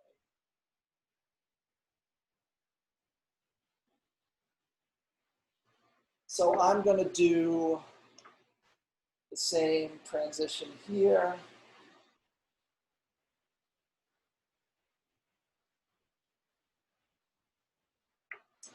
Now I want to be very careful that I am not losing the clarity of light and shadow. So in other words, I want to do a convincing job rendering this form. I want to show how the shadow transitions convincingly into the light. But I do not want to lose the distinction between the light side of the form and the dark side of the form. I want to hold on to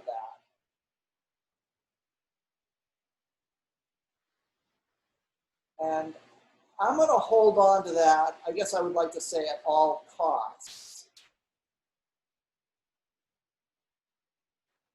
In other words, if I start to lose it, I'm going to do anything necessary to get it back. Because that's a really important part of maintaining a sense of the volume of these objects, right? And we're again, to go back to something we talked about at the very beginning of the semester, we're trying to make paintings where we're convincing ourselves and the viewer that what we're looking at is not a flat surface, but we're looking at three-dimensional objects in space. And maintaining that clarity of light and shadow is an incredibly important part of doing that.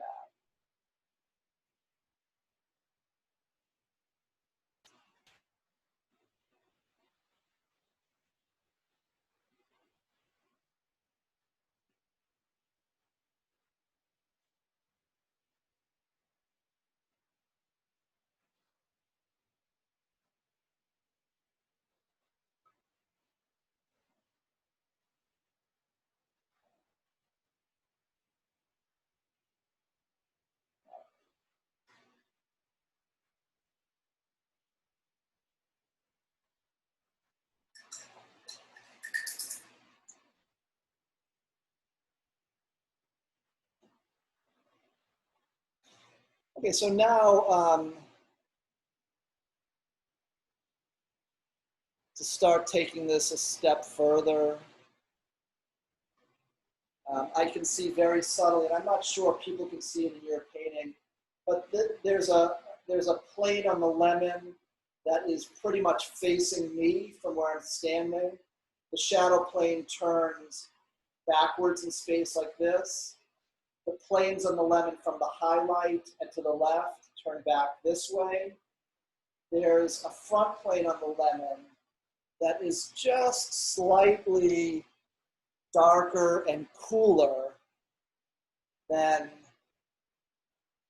the other colors. So I'm going to indicate that slightly cooler plane. I mixed a very light halftone. So I'll progressively indicate the different values that different planes on the lemon have. It's very subtle, and it should be a little bit cooler. I'm a little bit afraid of adding too much blue. I don't want this to turn green.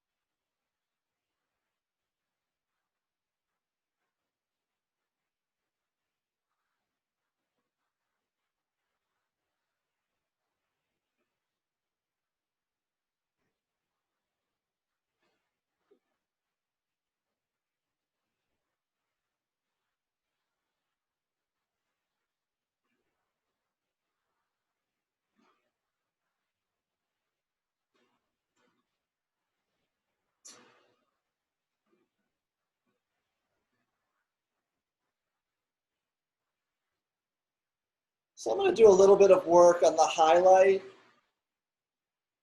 So clarify the highlight a little bit.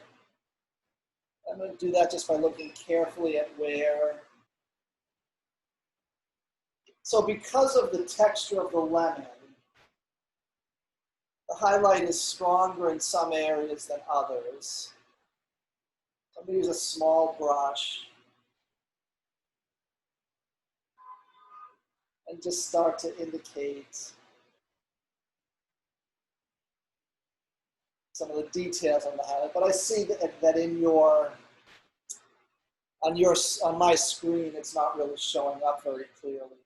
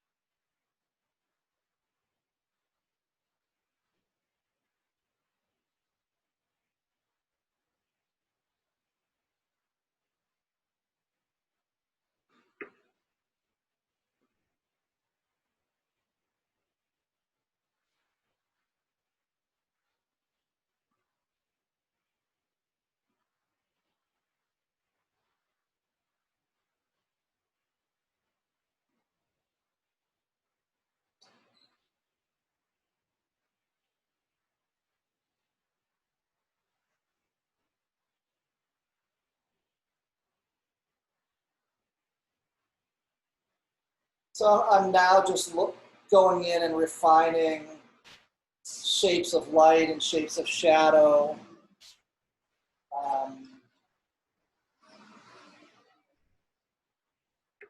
I see a little bit of light sneaking in here into the halftone.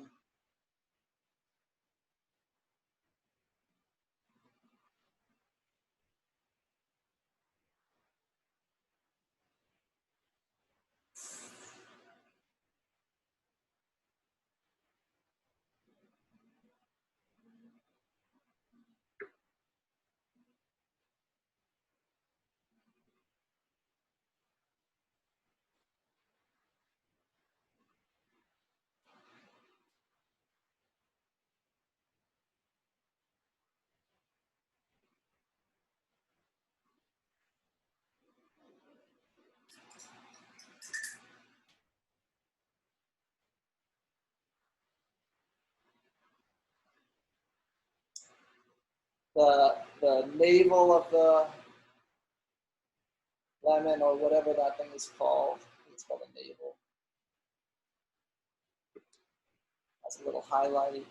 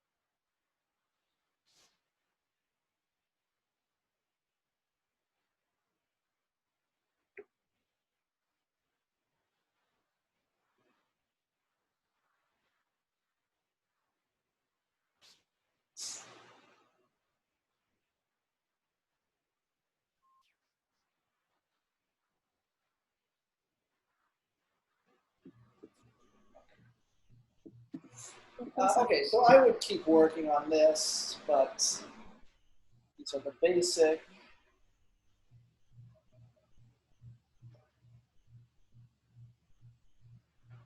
So I have this area here white. So I don't know if you can see it very clearly on your, I don't think you can see it too clearly in the screen or on the projection, but the cast shadow on that object as it moves into the light has a little bit of a bluishness to it.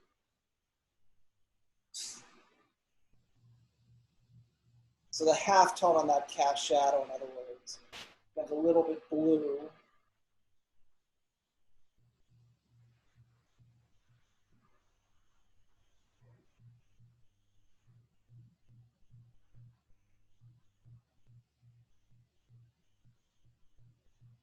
Transitional color.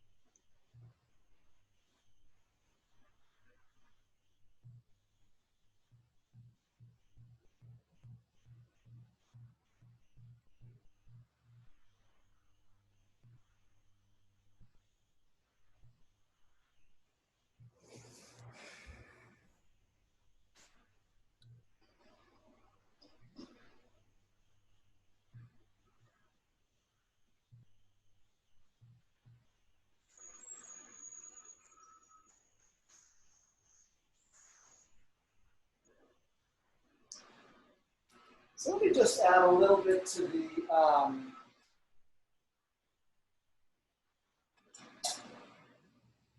add a little bit to the drapery, so we can, just as a way of explaining how to continue to add some complexity here. So we have the lemon, you know, a kind of, we started to develop it, but it's a kind of blocking. And if I would probably leave it for today and then work back into it. So let's just talk a little bit about some of the more complexity we see up here. So I'll be honest with you, right now this is puzzling me a little bit. So I'm trying to figure out if that's a little bit of a halftone light or if it's somehow a reflection. I think it's, yeah, I think it's a kind of halftone light. So what I think we're getting here is, you know, a dimmer version of that. So I'm going to mix up a darker version of our light color. So I'm going back to the magenta that we started with. I'm going to have less white in it. I'm going to warm it up. I'm going to use yellow ochre this time to warm it up, because we want it to be warmer, but it's a duller color. So we don't want it to be quite as intense as this. And so just looking at where is that then? So it comes in like this.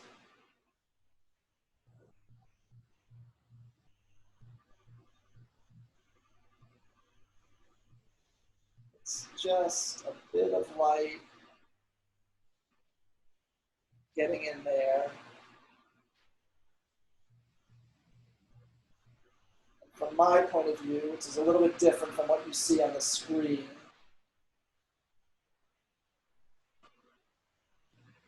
comes down about straight.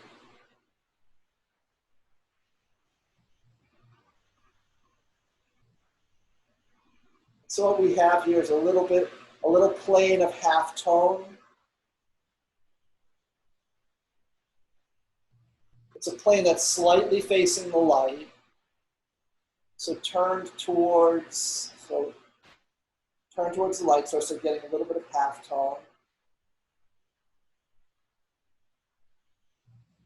We're getting a series of transitional planes in there.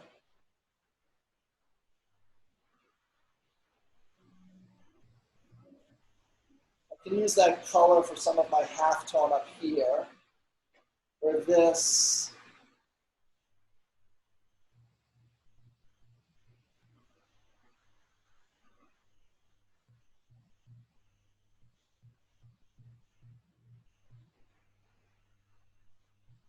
kind of softness.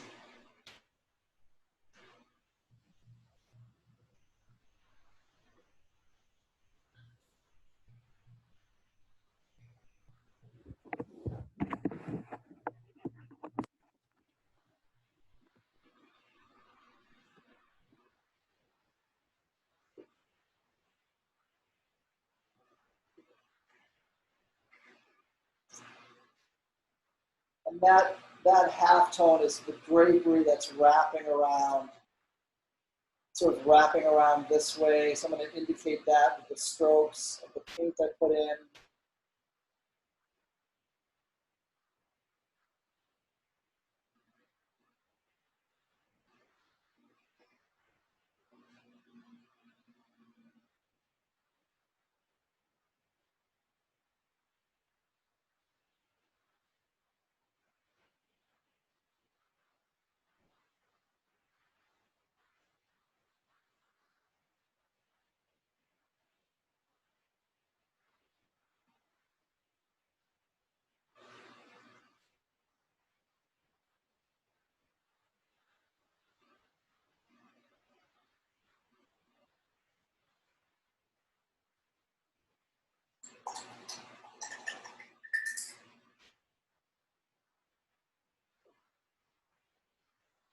going to try to get rid of some of that magenta in there where this is a much cooler halftone.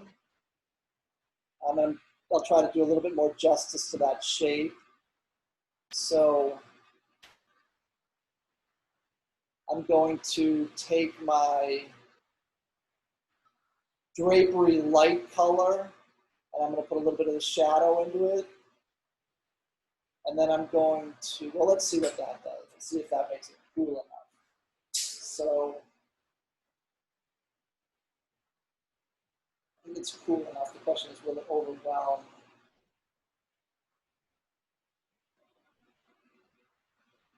On the screen, it looks a little bit, it looks a little reddish. It's not quite that red.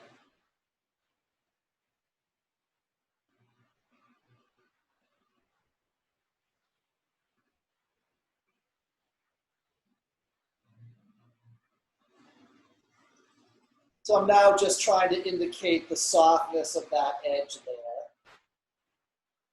And that edge is softer.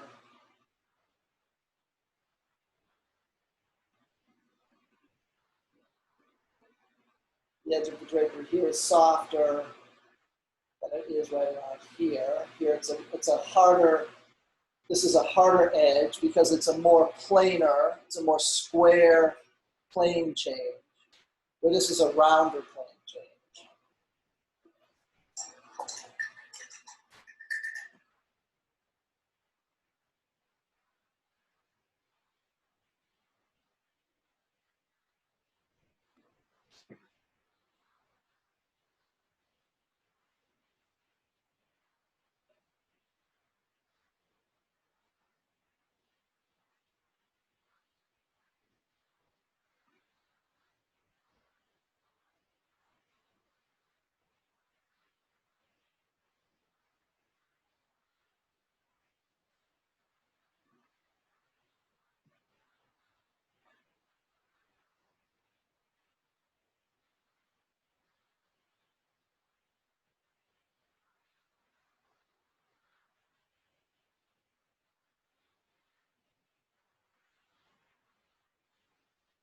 So just doing some redrawing of this edge.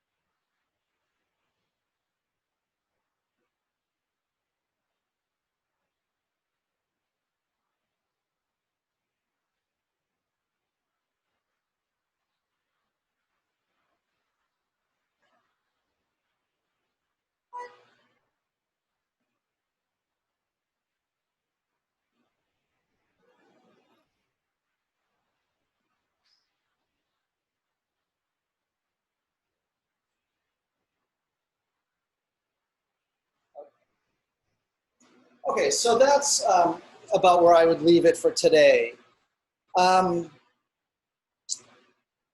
Does anybody have any questions about the color mixing we talked about today? I have a question. Yes. When I make like the gray red or gray violet, Yeah. it come out like the very similar brown. So I don't know why. Maybe there are too less red or too less violet. Yeah, I mean, gray violet and gray red, did you say? Yeah. Then you just need to adjust the percentage of the colors in each. So if they're too similar,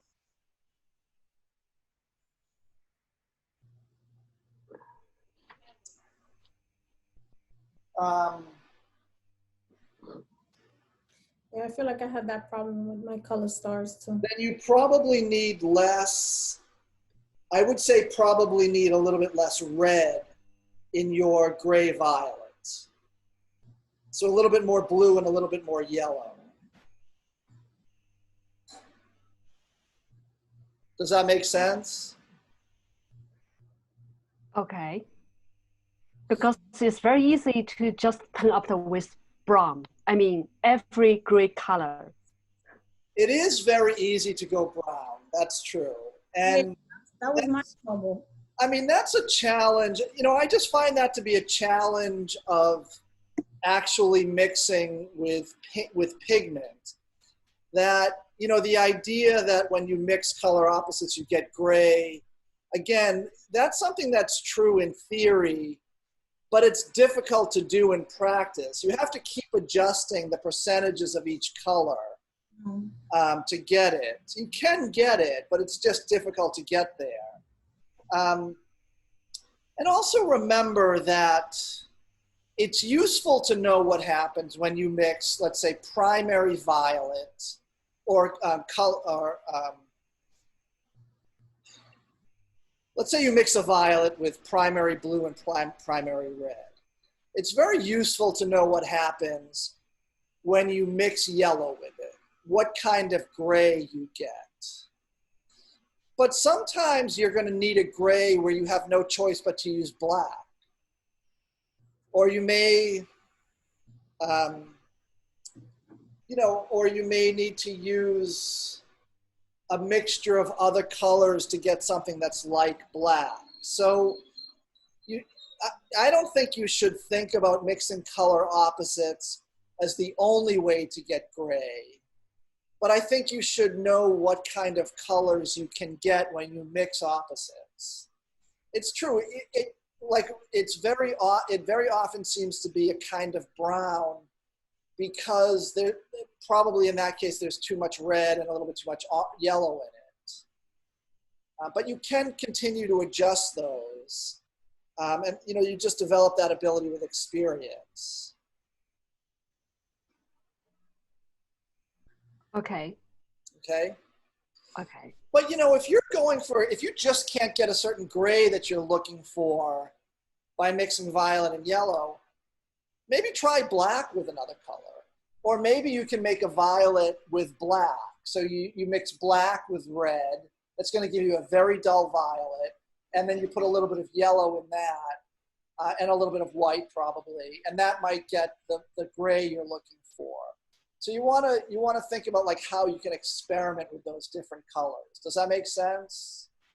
Yes. Okay. Another color combination you can think about if you're trying to use violet to make a gray is make the violet with ultramarine blue and an earth red. So let's say transparent red oxide or burnt sienna. You can make a very dull violet with those colors. And then if you mix yellow with that, you know, you might get closer to a neutral gray.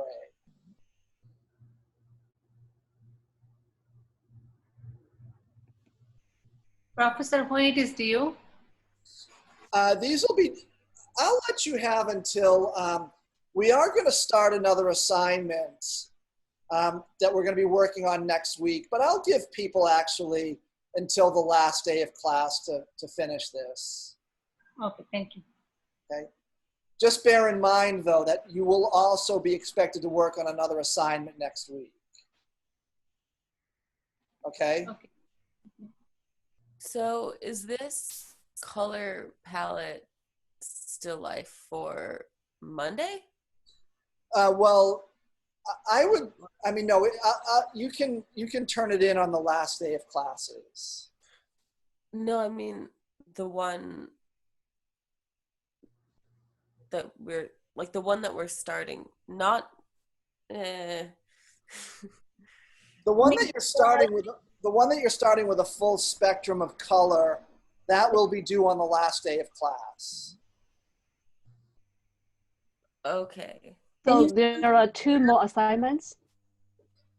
Yeah, the current assignment is this full spectrum still life. And then starting Monday, we're going to be starting that composition assignment that I sent the PDF Right. handout for. So the fall color assignment's also not due for a while. Right, it'll be due the last day of classes in about a week. Professor, but there has to be 4 elements, correct? Yeah, there should be 4 elements, yes. So it could be, a drapery plus 3 other elements. So for this one, right? For this one, we need Yes, 4 objects. for this current full spectrum still life, it should be 4 elements. Okay. Professor, for the final project, we have to do 3 paintings? Yes, Okay. but they're not paintings that take a long time. And when should we have the color stars finished? I haven't been clear on that. Well, those were supposed to be due on Monday, but I said if you need more time, that's fine. So get them to me whenever you can. Oh, okay. Thanks. We're still just emailing them to you, right? Or do you want us to Yes, upload just them? email them. Okay. You do not submit assignments on Blackboard. You just email them to me. All right, no problem. Okay? Professor, I submitted yesterday's assignment on Blackboard and the Apple assignment too, I think. So should I just email it to you? Just Yeah, if you could just email it to me, it just makes it easier. Okay. Okay? Have you graded the last 3 paintings or not yet? No, but I'll get those grades up. I think I did grade the first one. Yeah, the first Anyway, one. I'll get them up there on Blackboard.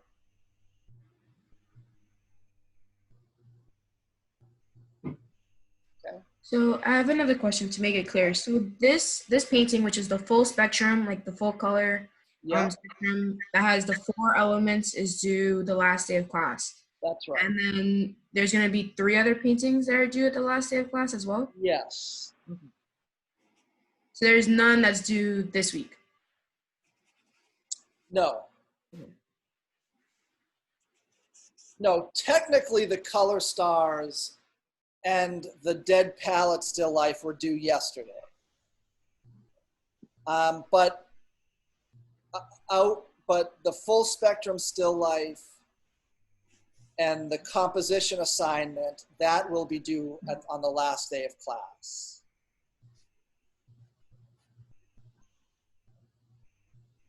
Professor, will you go over the final project tomorrow? Yes, I will. Okay. Yeah, I'll go over that fully. Is Thursday going to be an asynchronous day? Yes.